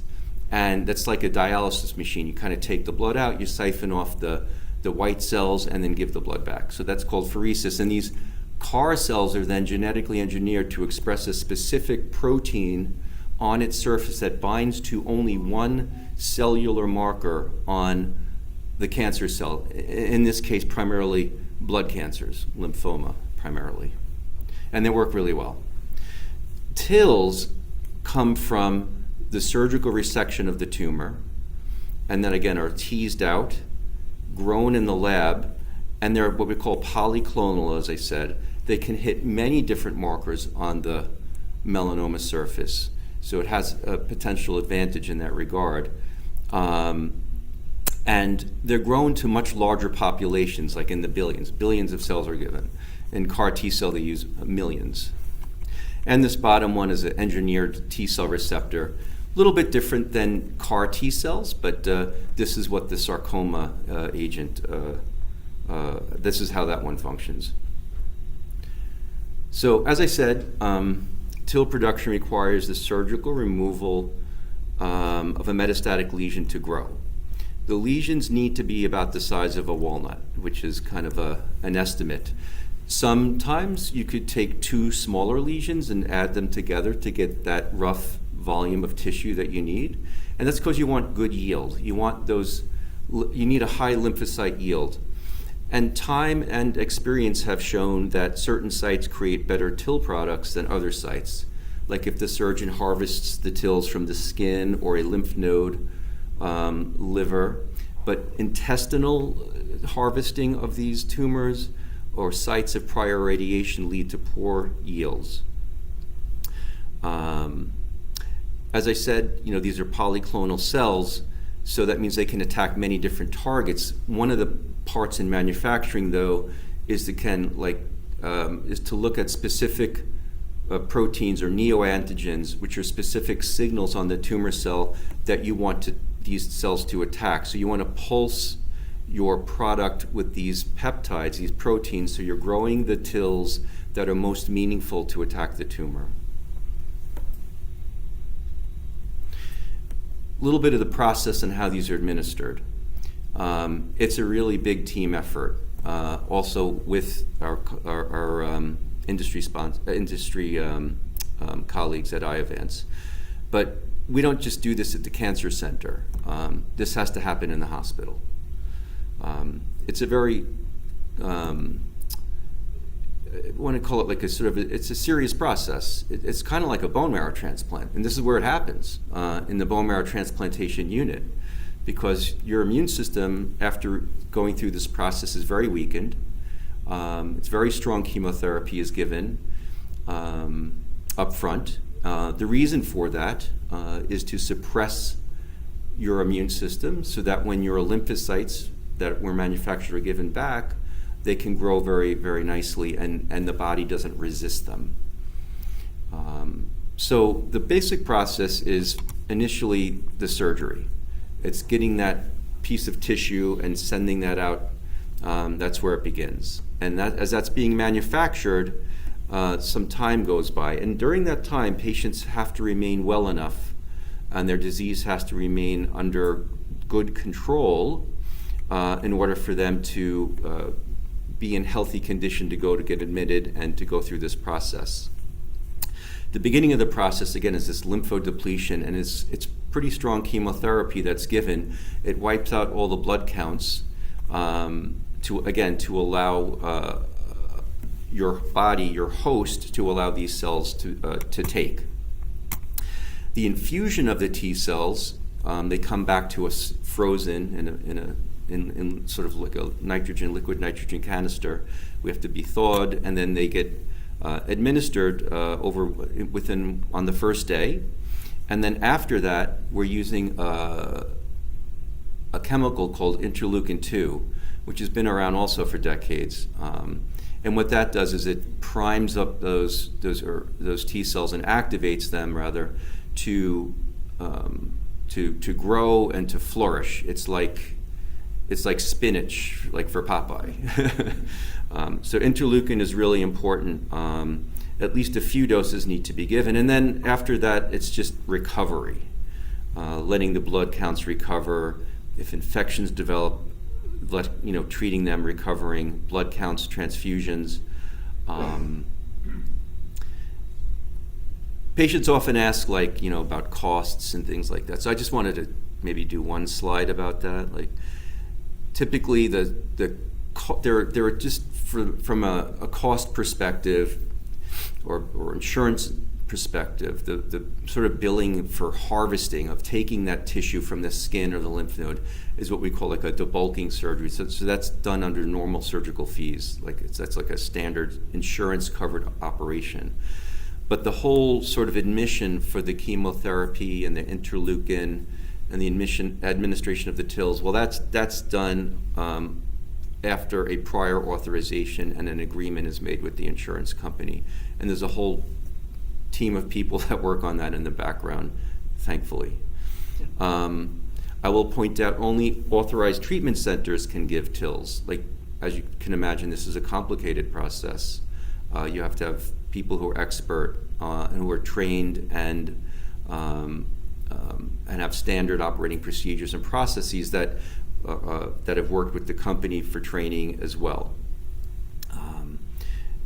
Good news is that the TILs, are manufactured successfully after the surgery, 95% of the time.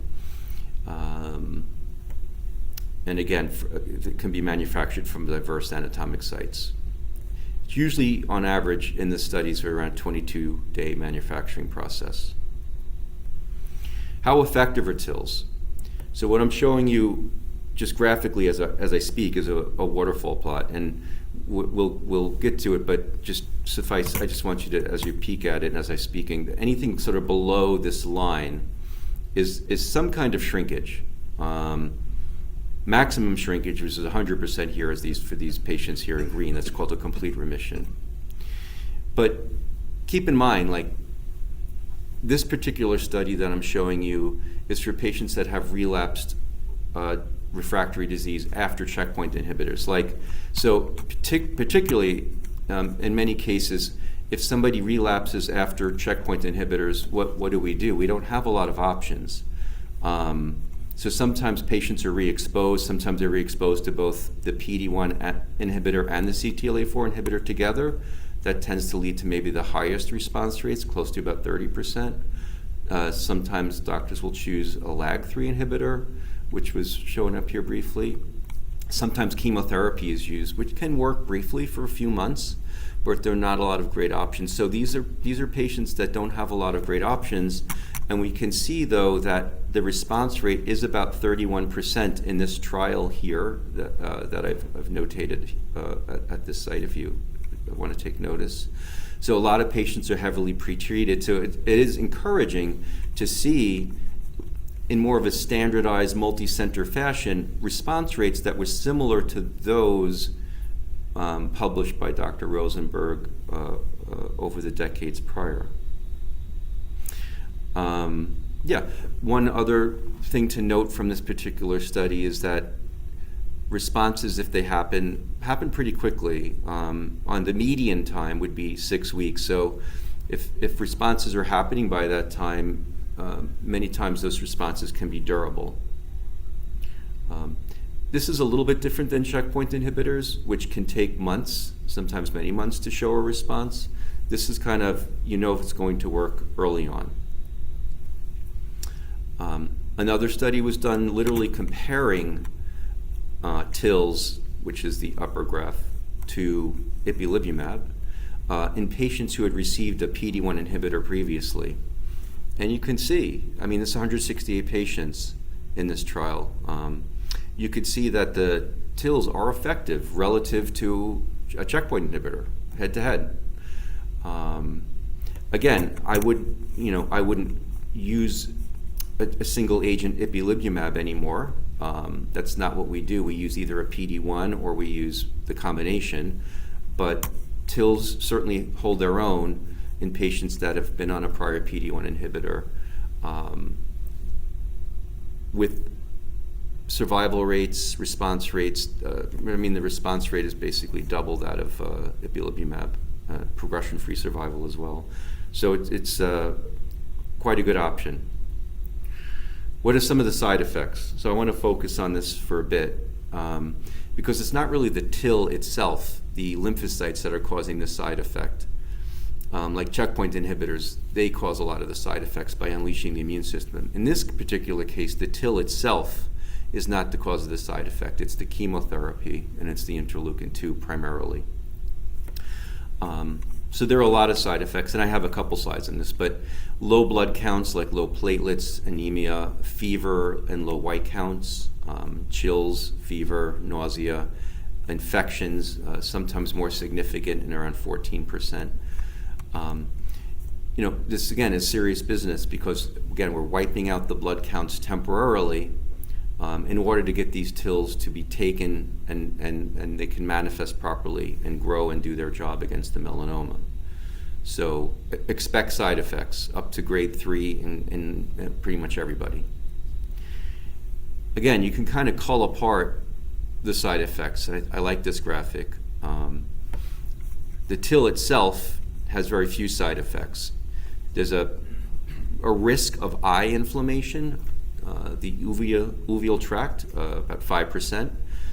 Whitening of the skin, there was a photo of that earlier. Somebody had shown vitiligo, where once the immune system starts attacking melanoma or pigmented cells, it doesn't know the difference between normal melanocytes and melanoma sometimes. So vitiligo is often actually associated with favorable outcomes in melanoma treatment with immunotherapy. But you can see the bulk of the side effects are due to the what we call non-myeloablative lymphodepleting chemotherapy.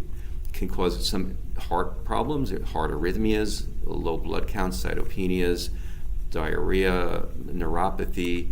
Sometimes it can be blood from urination due to the chemotherapy.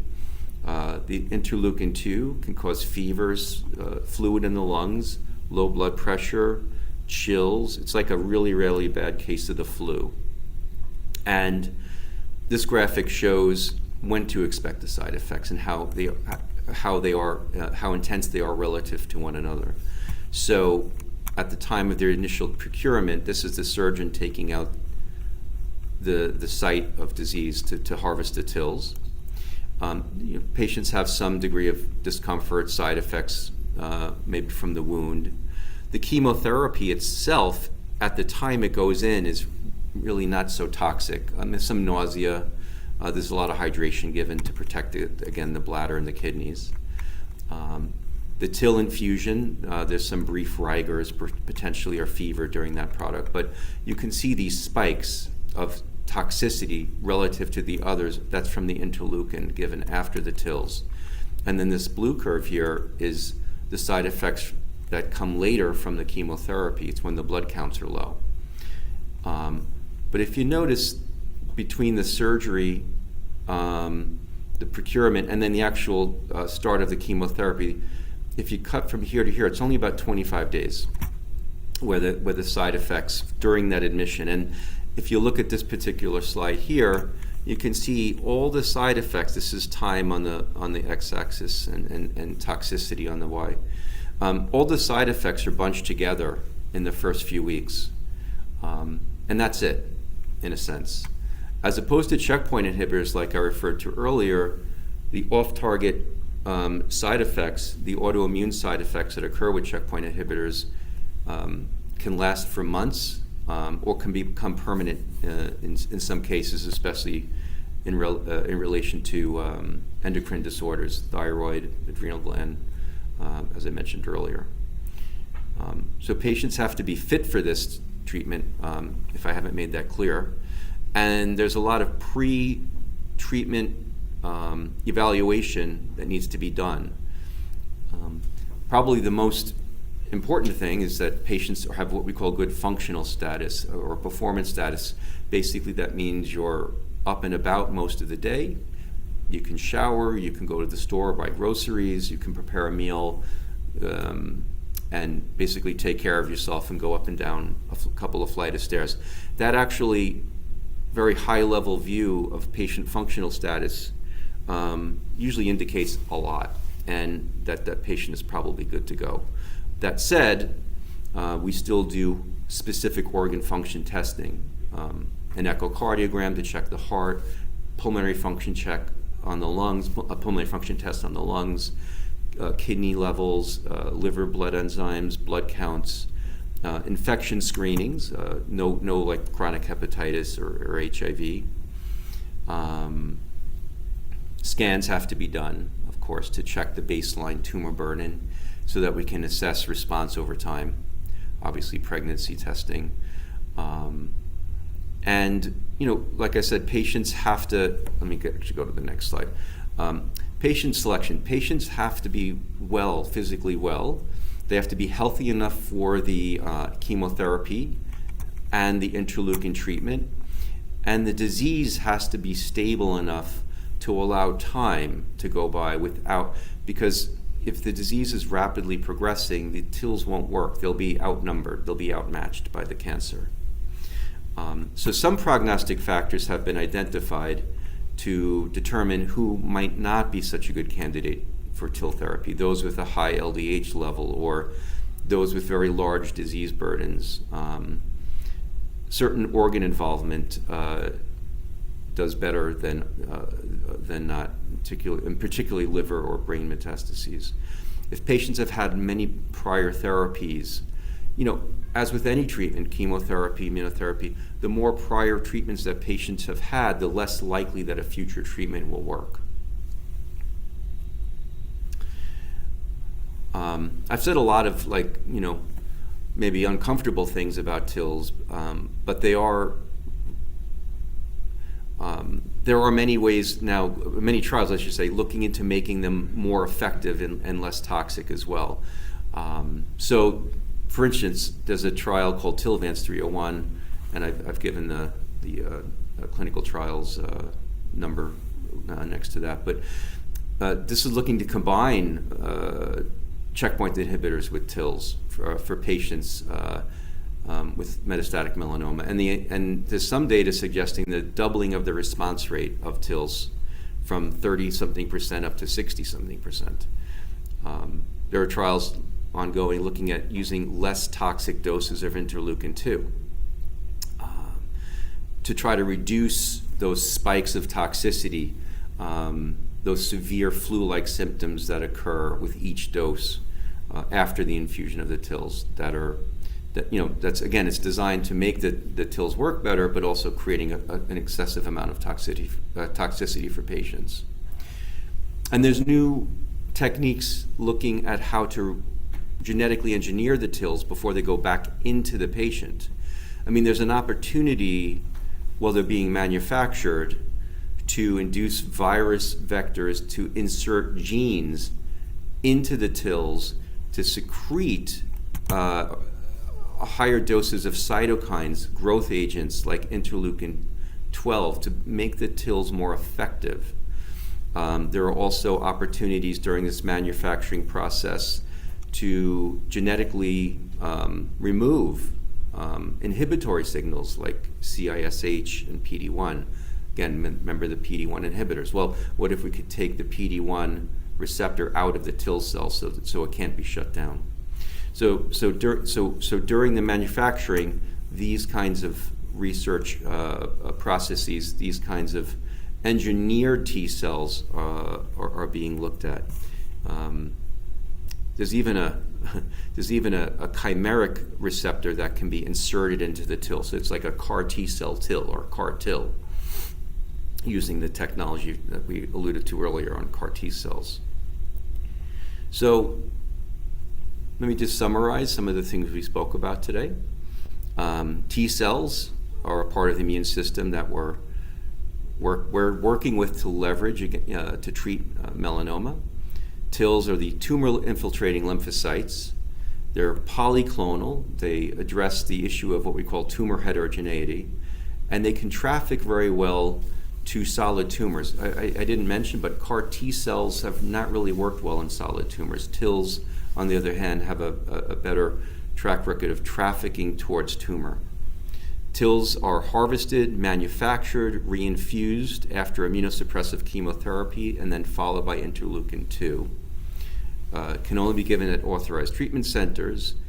TILs were approved in 2024 for the treatment of melanoma previously treated with PD-1 inhibitor and a BRAF inhibitor if there's an appropriate mutation. There's a prior authorization process to make this happen. The TILs that are collected need to be, again, about the size of a walnut. Sometimes 2 tumor sites can be collected to add up to get enough tissue to make a good, reliable TIL product. Clinical trials show about a 33% response rate to date. The side effects we touched on are brief but intense. And there are trials, again, looking to improve effectiveness and lower the side effects. Thank you.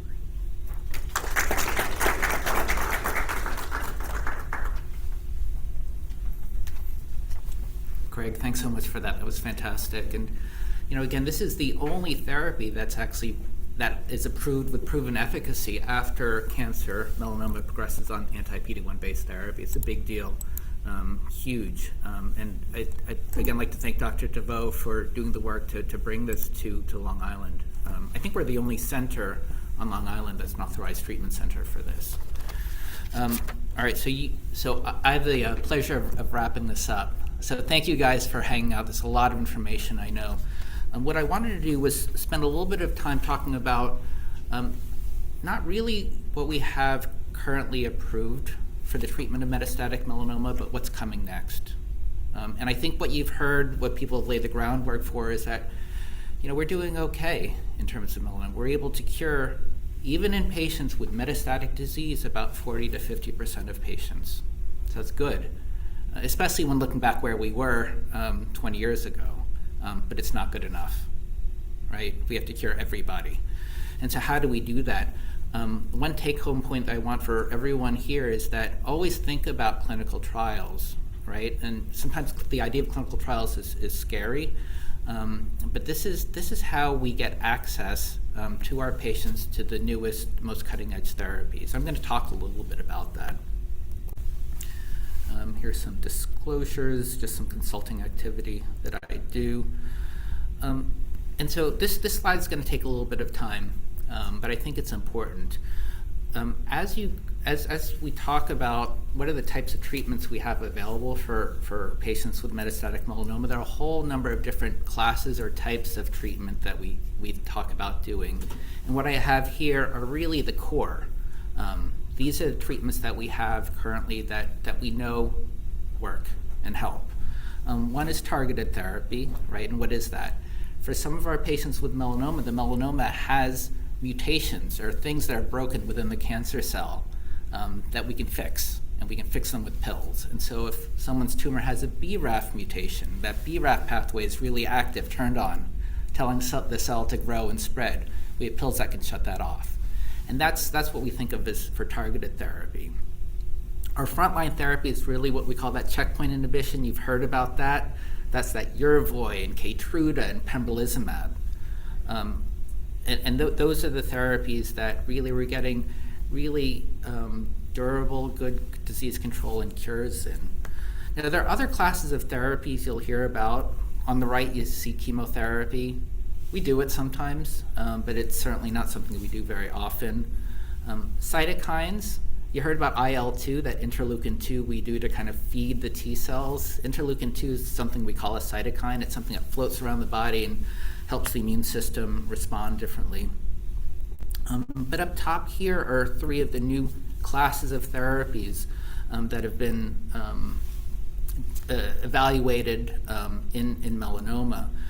And what I like to highlight is, because of the work that the melanoma has done in drug development, because of the generosity of the patients in participating in clinical trials, the melanoma field has led to the first FDA approvals of different classes of drugs. And so oncolytic viruses, Shahir spoke about this a little bit, we can develop viruses that specifically hone in to cancer cells and kill them. And the first oncolytic virus to be approved for any cancer is something called TVEC, and that was approved for melanoma in 2015. There's another type of drug called bispecifics, and we'll spend a little bit of time talking about this. But basically, you just heard about TILs, right, where we're taking these immune cells out of tumors, growing a lot of them and infusing them, and having those immune cells attached to and kill the cancer cells. Well, bispecifics are kind of like a bridge, which it's not a cell, but it's like a bridge between an immune cell and the cancer cell. And the first of these bispecific therapies to be approved for solid tumors is this drug called tebentafusp. That was approved in 2022 for ocular melanoma, eye melanoma. It's also a terrible name, tebentafusp. I don't know if that's better or worse than lifileucel, but and then cell therapy, as you just heard, the first cell therapy approved for solid tumors was in melanoma, right? So that's really a big deal. And then there are other types of drugs that are in development, and we will have drugs approved that will help our patients in the future. There are various immune activators or modulators that turn on the T cells. There are these antibody drug conjugates, and antibodies are things in the body, your immune system, that hone into and like bind to things that float around. But we can attach toxins to them, so we can create antibodies that bind to cancer and bring in toxins to the cancer cells. They're approved for other cancers that are being studied in melanoma. And then you heard a little bit about cancer vaccines, right? How can we teach the immune system to better recognize the melanoma with kind of vaccines? So that's all ongoing. And what I want to focus on, and there's a lot going on for all of this, right? So I'm really just going to spend a little bit of time talking about new cell therapies, new bispecifics, and a little bit more about the viruses. Just focusing on clinical trials again, and just what's going on in the field. So you saw a slide from Dr. DeVoe that kind of outlined this, that there are different types of cellular therapy. Lifileucel is a TIL, tumor-infiltrating lymphocyte type therapy. But there are also the CAR-Ts and something called TCR T cells. There are a few TCR T cells that are in development that are looking interesting that I think are worth knowing about.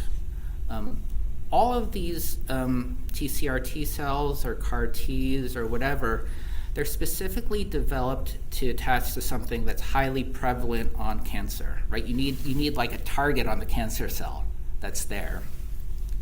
And there's a target called PRAME that's really just a protein that studs a lot of cancers.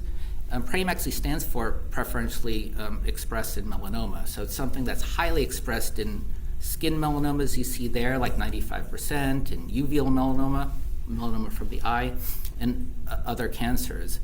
And so this is an appealing target, right, to try to develop therapies. A company called Immatics has a TCR-T called IMA203 which is specifically developed to target that PRAME thing. Okay, new class of drugs, not approved, but being studied. And in the phase 1 trial, when you think of clinical trials, there are different phases. Phase 1 trials are the ones where we're testing something for the first time in people. And so in the phase 1 trial of this IMA drug, they treated a number of patients, and these were patients with different cancers, different solid tumors, some melanoma, but some non-melanomas, but the tumors had to have that PRAME protein on it. And the treatment, kind of like that TILS treatment process, is a little bit complicated, so I just wanted to quickly walk you through it. But for this type of therapy, it only recognizes that target in people whose immune system functions a certain way. And we determined that by something called tissue typing, or HLA testing. Again, another concept I kind of want you guys to hear about. This tissue typing, it basically tells us how your immune system recognizes different things. And about 40% of Caucasians in the US have the certain tissue type, or HLA type, called AO201 positive. And so this treatment only works for that subset of patients.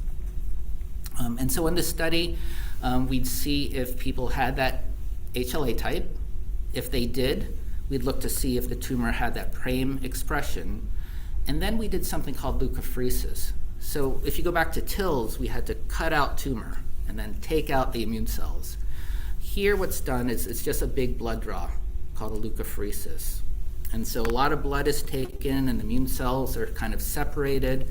And then in about 2 weeks, they can create this TCR T cell. They take those immune cells and insert that T cell receptor thing that allows those immune cells to then be reinfused after chemotherapy, again, similar to TILS.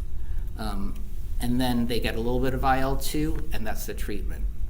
I highlight that just because it's a complicated treatment, kind of like TILS. The upside is it's a one-and-done treatment, right? You go through that process, it works, and then you're done. So what I wanted to highlight here is, if you look at the patients with melanoma who were treated on this, these are those waterfall plots that Dr. DeVoe was kind of talking about, right? We want the bar to go down. If the bar goes down, the tumor shrinks. And in the 14 patients treated here with skin melanoma that had been treated with a lot of other therapies, you can see that the bar goes down in almost all patients, all but 2, right? With 50% of these patients having what we call a major shrinkage, right? And again, these are patients for really there weren't other good options. Uveal melanoma is a rare melanoma coming from the eye, which is really challenging to treat. But if you look at the 16 patients there, again, every patient had tumor shrinkage. 67% had major shrinkage. And a couple of these other patients had a weird melanoma called mucosal melanoma. These are melanomas coming from the mouth or the sinuses, rectal regions, the vulvovaginal region. Also very hard to treat, but they also had responses. So this is pretty cool. That was a relatively small trial. Now there's an ongoing randomized trial where patients with advanced melanoma, mostly skin melanoma, that has grown despite immunotherapy, is randomized to either this IMA drug or investigator choice, something else.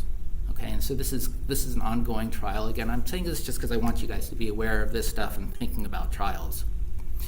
It's a complicated treatment, though, right? All of these cellular therapies are complicated. The question is there an easier way to perhaps do that? This is a slide that I think some people have seen a lot. I do like this slide, but this is a patient of mine with ocular melanoma who had a lot of cancer around the body. And here you can see all the white spots there. Those are all spots of melanoma. And we treated this patient with immunotherapy, the Ipi-Nivo, the more aggressive immunotherapy that we use. And the patient did really, really well.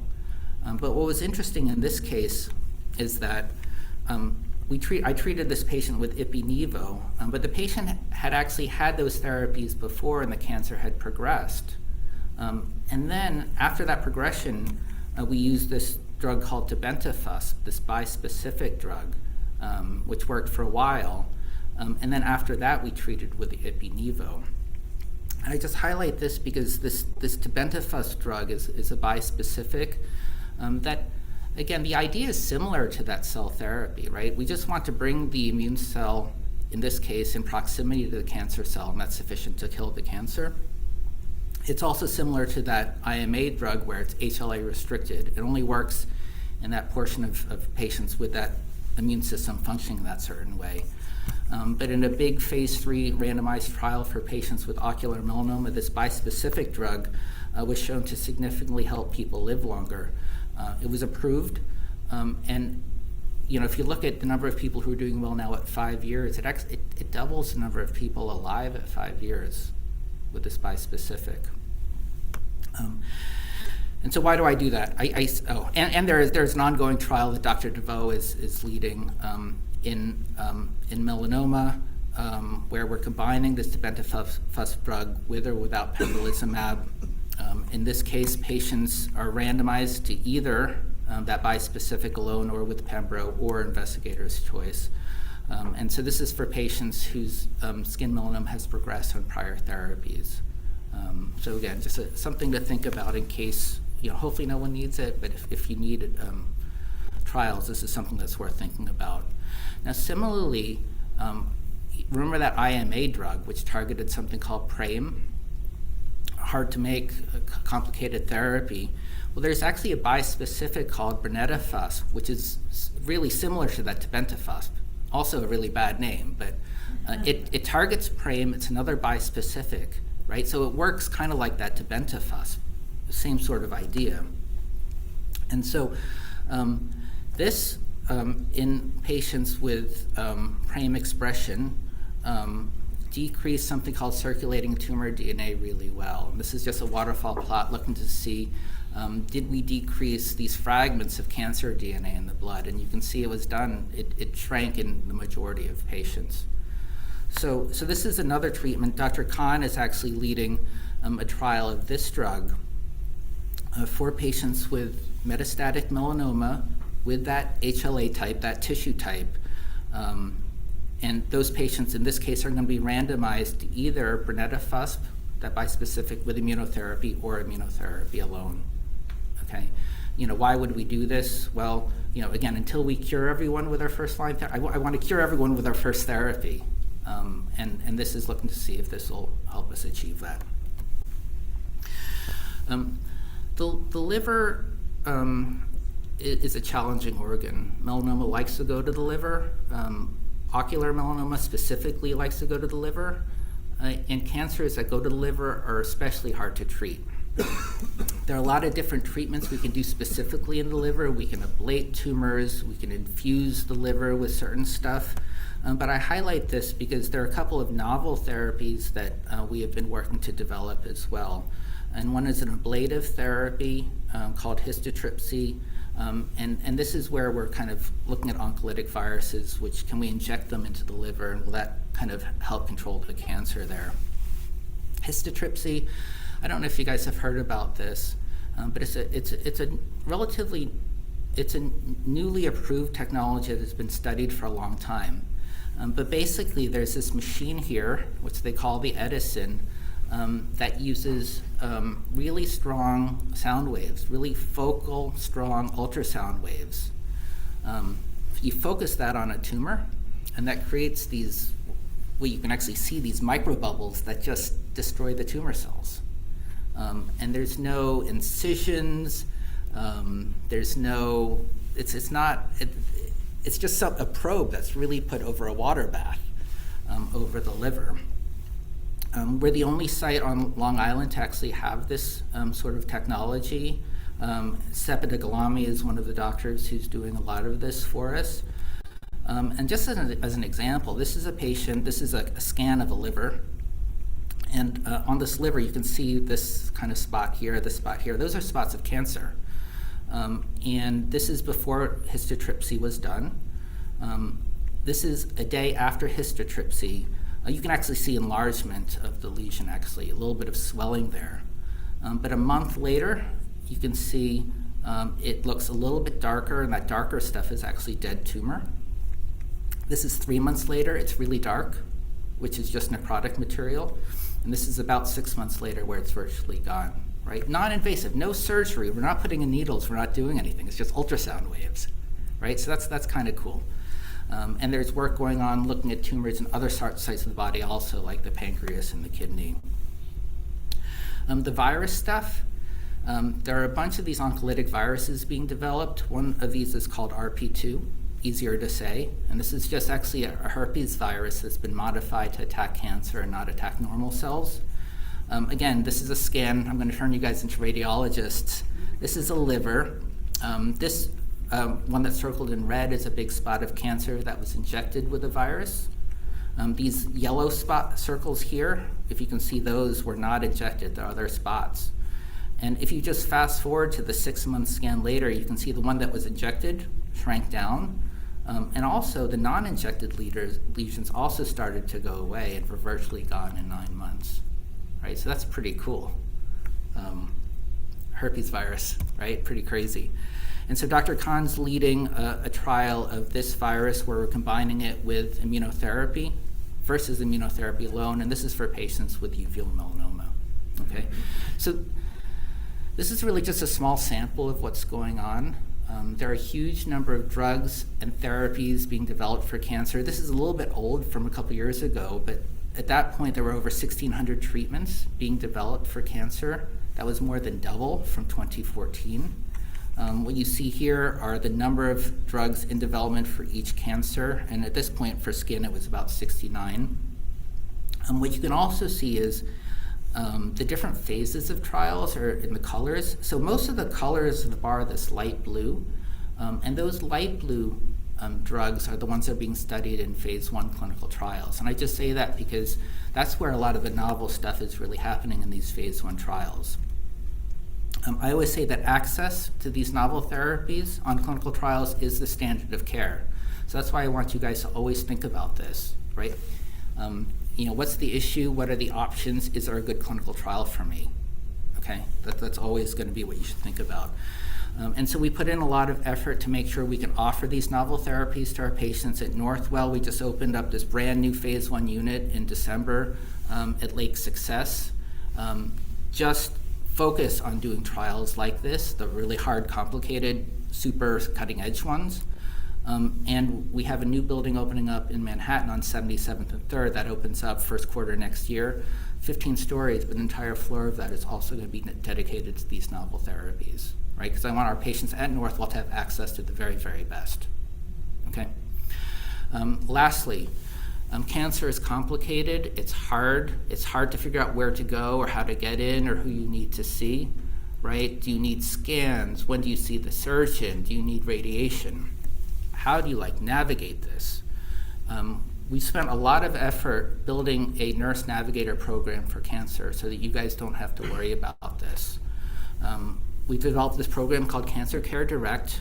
There's a phone number here, an email here, and for those in the room, there are cards on the table.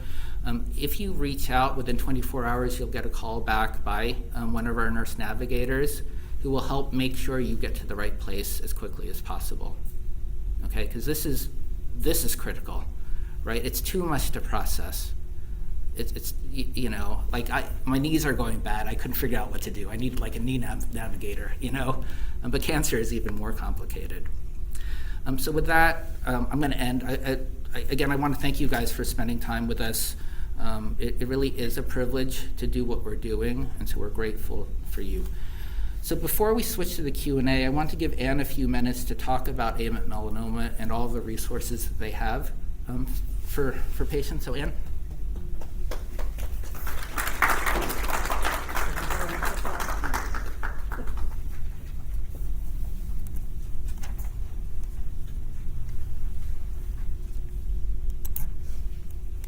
Perfect. And how do I advance my slide? You had to tell me how to advance my slide. I'm a people person, not a technical person. Thank you for giving me a little time today to talk about AMIT melanoma. Before I do that, though, I just want to say how incredibly informative today's presentations were. I know you agree with me. And the depth and breadth of what was talked about today, the full spectrum of, from early diagnosis all the way through survivorship. What a wonderful group of presentations today, and thank you so much for that. For those of you who are not familiar with AMIT melanoma, I want to take just a minute to tell you who we are, what we're doing inside of the melanoma community, and to tell you our origin story.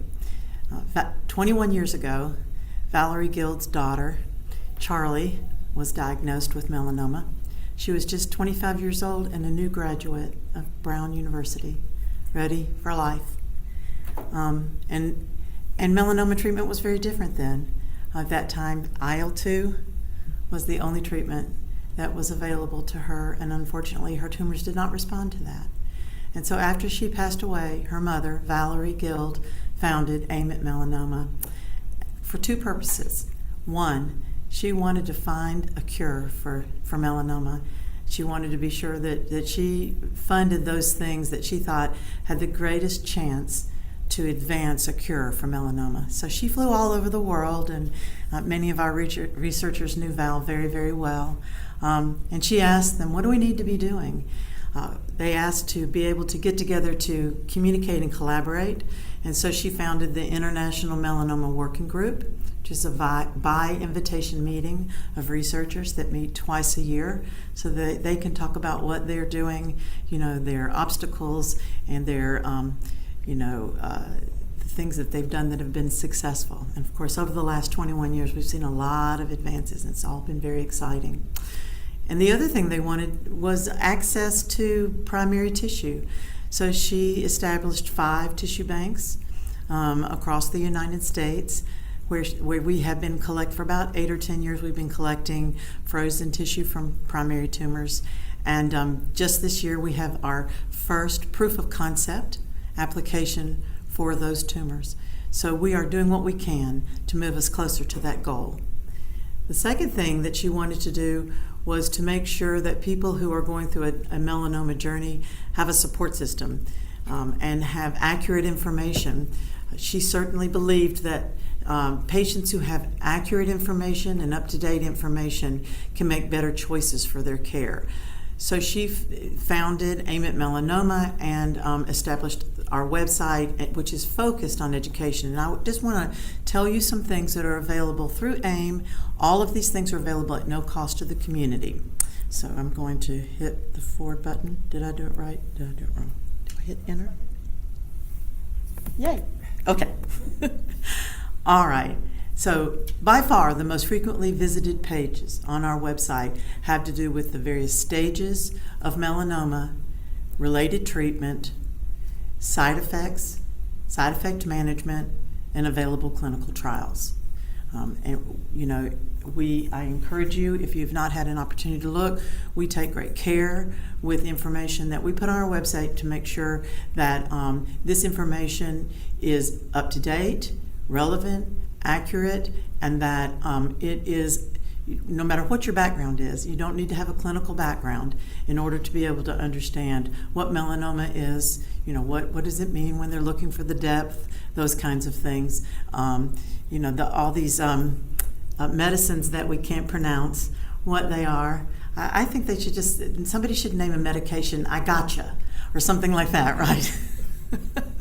Something we can pronounce and very uplifting. But at any rate, the other area that I think service that we provide that is so important to the community is our Talk to a Medical Expert. Melissa Wilson is a PA that works with Dr. John Kirkwood at UPMC. She's been an oncology PA for 20 plus years now, and she is there to to answer your questions. We know that after you sometimes leave clinic, you have a question that wasn't thoroughly answered, or you're confused about perhaps why one test is being selected over another. This is not an opportunity for Melissa to change your plan of care, but just to make sure that you thoroughly understand what the steps are in melanoma treatment, the whys behind the whats. She's fantastic and very, very good at helping patients to understand their treatment journey. The other thing that she's done is she's established a webinar series called From the Clinic to the Living Room, where she's taken some of the questions that are most frequently asked to her and then put that into into these short webinars. And the two, by far, over 30,000 views apiece. She did about 2 or 3 years ago, was the question, I've been diagnosed with melanoma, now what? And so that's a 2-part series that's in our webinar library, and I encourage you to see that. Those are wonderful webinars. Then we have these symposiums. We co-host 10 a year with cancer centers across the country. What we will do with this is, number one, today's symposium will be available in its entirety on our YouTube Live platform. Almost immediately after its conclusion today, everyone who signed up, whether you signed up to come in person, to see it virtually, or to see it later, will be sent an email with a link to this entire symposium. But the other thing that we do, and the way that I use it so much in my work as the Director of Community Engagement, is people will call me and they will say, they'll ask me a question about survivorship, or they'll ask me a question about alternative therapies, and I'll say, we just had the most fantastic presentation on that at Northwell. Let me send you that presentation. So we will take each of these presentations today, edit them, divide them by topic, and put them directly on our website so that they can be seen again and again. I'm so glad today that Dr. Martins-Welch talked about survivorship. There's so much more and more on our website about survivorship, and that she talked about the emotional journey of being diagnosed with cancer.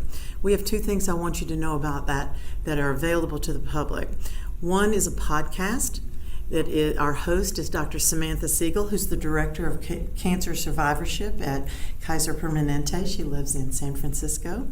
And she talks with experts from a wide variety of fields about the roller coaster of emotions when someone is diagnosed with melanoma, with cancer in general, and the things that they can do, from established therapies, journaling, yoga, developing a support community.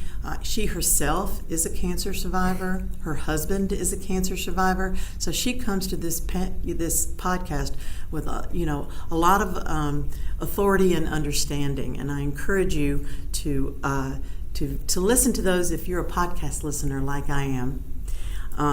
Sometimes Samantha Guild, our president, accuses me of sounding like and acting like I'd like to give everybody a hug, and that's probably true of me. But a better source of support is offered to you through our mentorship program called Peer Connect. We've recruited 65 people from across the country who are melanoma survivors, who want to be a source of inspiration and encouragement to you. We know that you're seeing experts in clinic, and I completely agree that if you are having an emotional roller coaster, a journey, that should be shared with your clinical team. But I offer to your circle of support, if you need one, another kind of an expert, and that's someone who's already walked this journey ahead, who might normalize some of the things that you're thinking and feeling and say, oh yeah, that's how it's supposed to feel. And so if you would like to, inside your packet there is a survey, and one of the things on the survey it asks is, would you like more information about Peer Connect, about receiving a mentor, or even perhaps being a mentor? And so that's it. I would like very much so to help navigate our website for you if I can. And with that, I will hand the symposium back to Dr. Carvajal. Thank you. Thank you, Ann. So let me ask Shahir and Craig to come back up. We'll do a few minutes of Q&A, and then we'll wrap up for the day. Any questions from the audience to start off? Let me start with one from online for Dr. Khan. And the question is, does neoadjuvant therapy ever eliminate the need for surgery? It's a good question. Boof. I'm happy. It's a great question, and obviously, as we outlined, there are those group of people who, when we look under the microscope, they have no evidence of cancer left, and so it's very logical to think if we can identify who those people are somehow, could we actually, avoid the need for any sort of surgery? It makes us a little bit nervous because the only way we really know who did have that fantastic response is by looking under the microscope. And the only way to get that sample under the microscope is through surgery. There are some, markers and tools that people are working on to try to maybe have a correlate of that. I think right now, the answer is we should still do it. If we get further kind of more concrete tools that we can use to identify who those people are, then maybe not. Or maybe in a more limited form. And so, but right now I would say that's not the case. Yeah. Craig, there are a couple of questions about TILs. One is a question for eligibility. How do we think about brain metastases and eligibility for TILs? And the other one was just, again, a discussion about how long the hospital stay is and recovery. Sure, thanks for the questions. For brain metastases, patients, it's very common with metastatic melanoma to have brain metastasis, unfortunately. But that said, if the brain metastases are under good control, limited, no evidence of rapid progression, then patients are eligible still to proceed with the TIL therapy. There's concern, of course, that the outcome may not be as robust as somebody without brain metastasis, but that's true with many treatments in melanoma as well as many other cancers. But it's not an exclusion out of hand, no.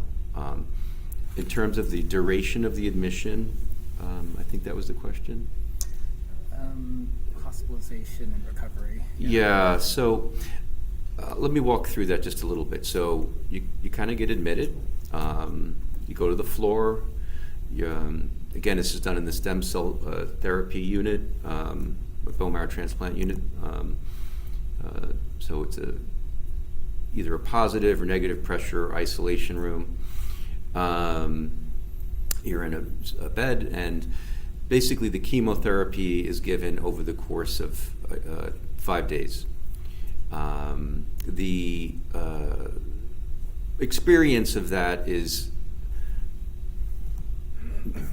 I would say, not so bad in and of itself, other than there's a variety of fluids and IVs. A central line is placed in order to get access. That's a larger, it could be either a large IV in the upper arm or in the chest in order to access the blood supply and to administer these agents and fluids over time. A lot of pre-medication is given to prevent nausea, and it's quite effective. So I think the experience itself is not so bad in terms of actually receiving the chemotherapy. The TIL infusion happens, after the chemotherapy.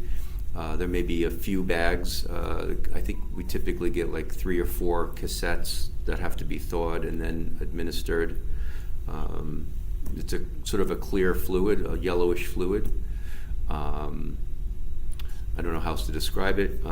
And then after that is the interleukin. The interleukin-2, when that's given, there's near sort of very quick onset of fever, maybe low blood pressure. There's supportive care that's wrapped around that. Sometimes we have to work with specialists in the ICU to help support the patients through the process of receiving those drugs. But that said, that side effect is transient, and after 8 hours or so, that side effect should dissipate. So as you give more of those cycles, though, if the toxicity is too great, we do discontinue it. And then after that, it's really recovery. So the chemotherapy, as I said, that is given earlier, there's going to be a period of about 10 to 14 days where the blood counts are very low, where transfusions may be required for platelets, where infections could happen because of the low white count. maybe even anemic enough that you need a blood cell transfusion as well. That period of time is, say, about 2 weeks after the 2 to 3 weeks after the chemotherapy is done, and then at that point, around 3 weeks, out, should be able to then be discharged at that point in time. I hope that kind of walks through it.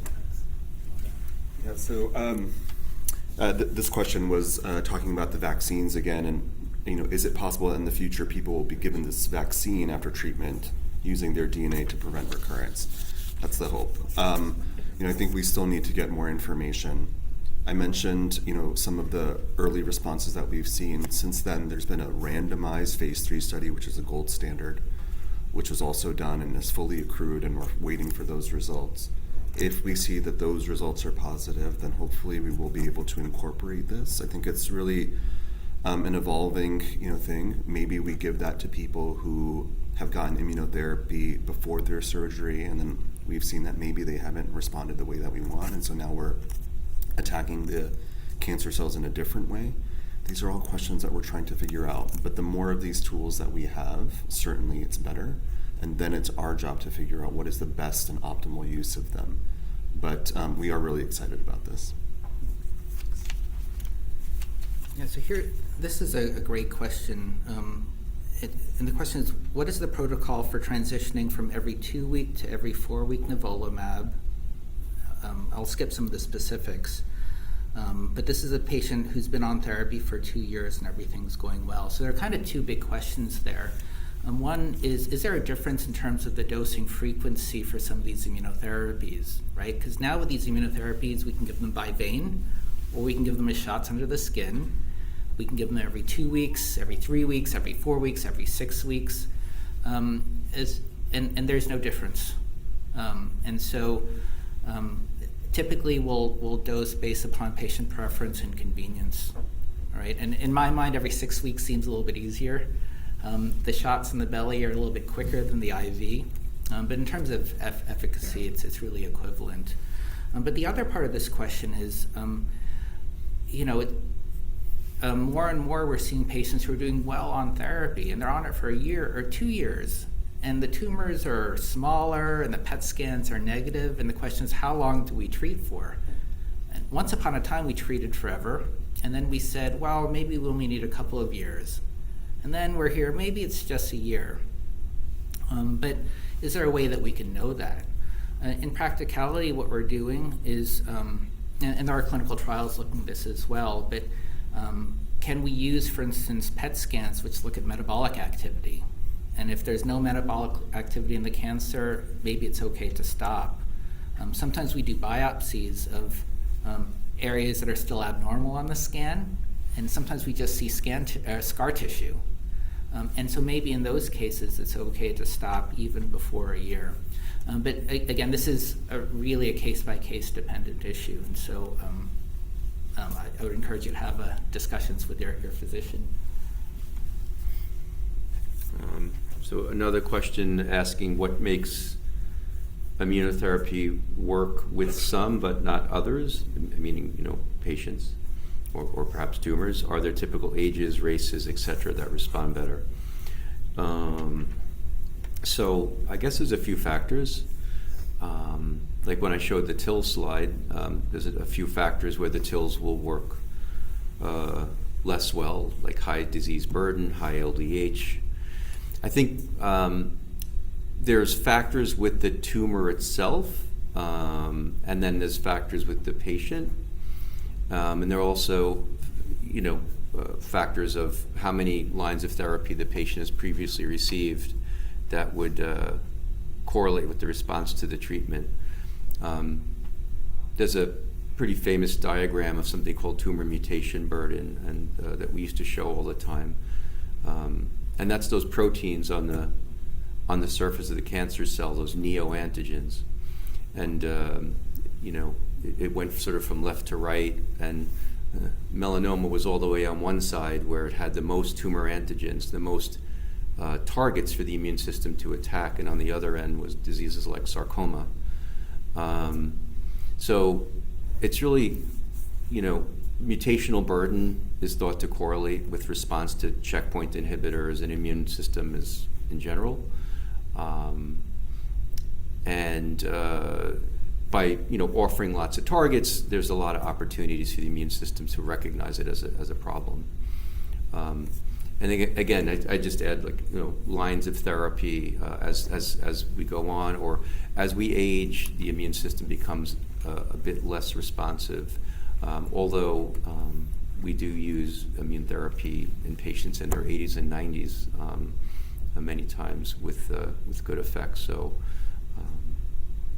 again, multiple things to consider. This question is, what does it mean to be a person with no evidence of cancer as opposed to cured or cancer-free? And I think to some degree this is semantics.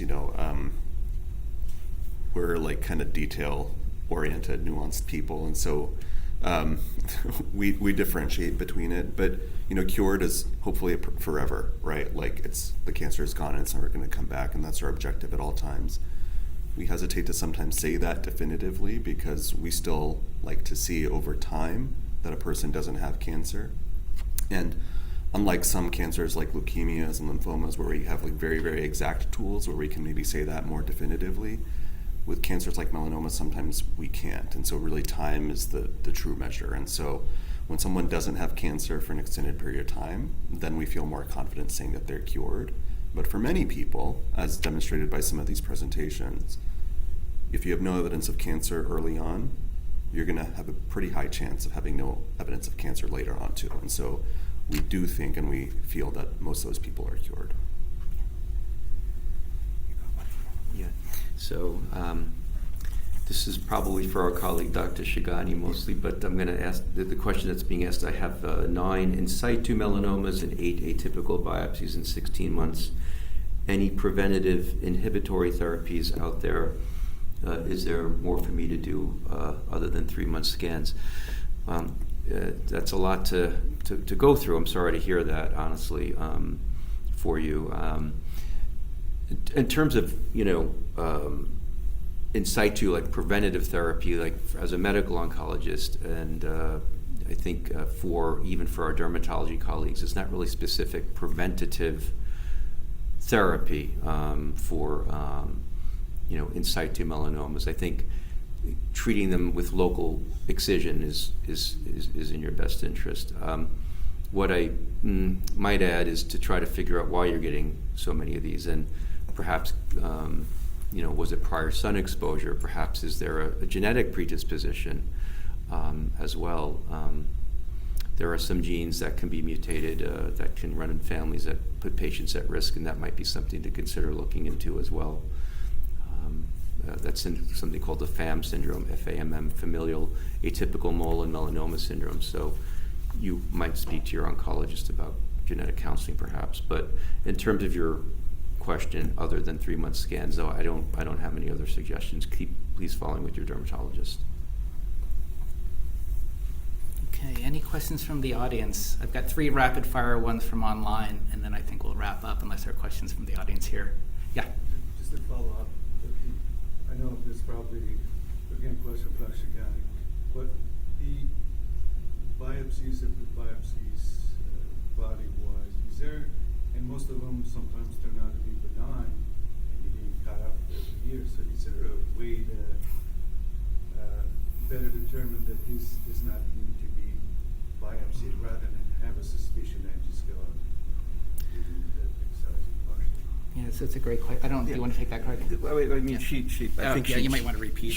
So is there a better way to tell if a mole needs to be? I'm sorry, she did mention the confocal microscopy. Yes, that would probably be the way to go to determine they can really leaving the mole in the skin and looking at it in the office and then deciding from there whether or not this is a benign appearing or one that can be observed, one that could be observed and one that needs to be, sampled.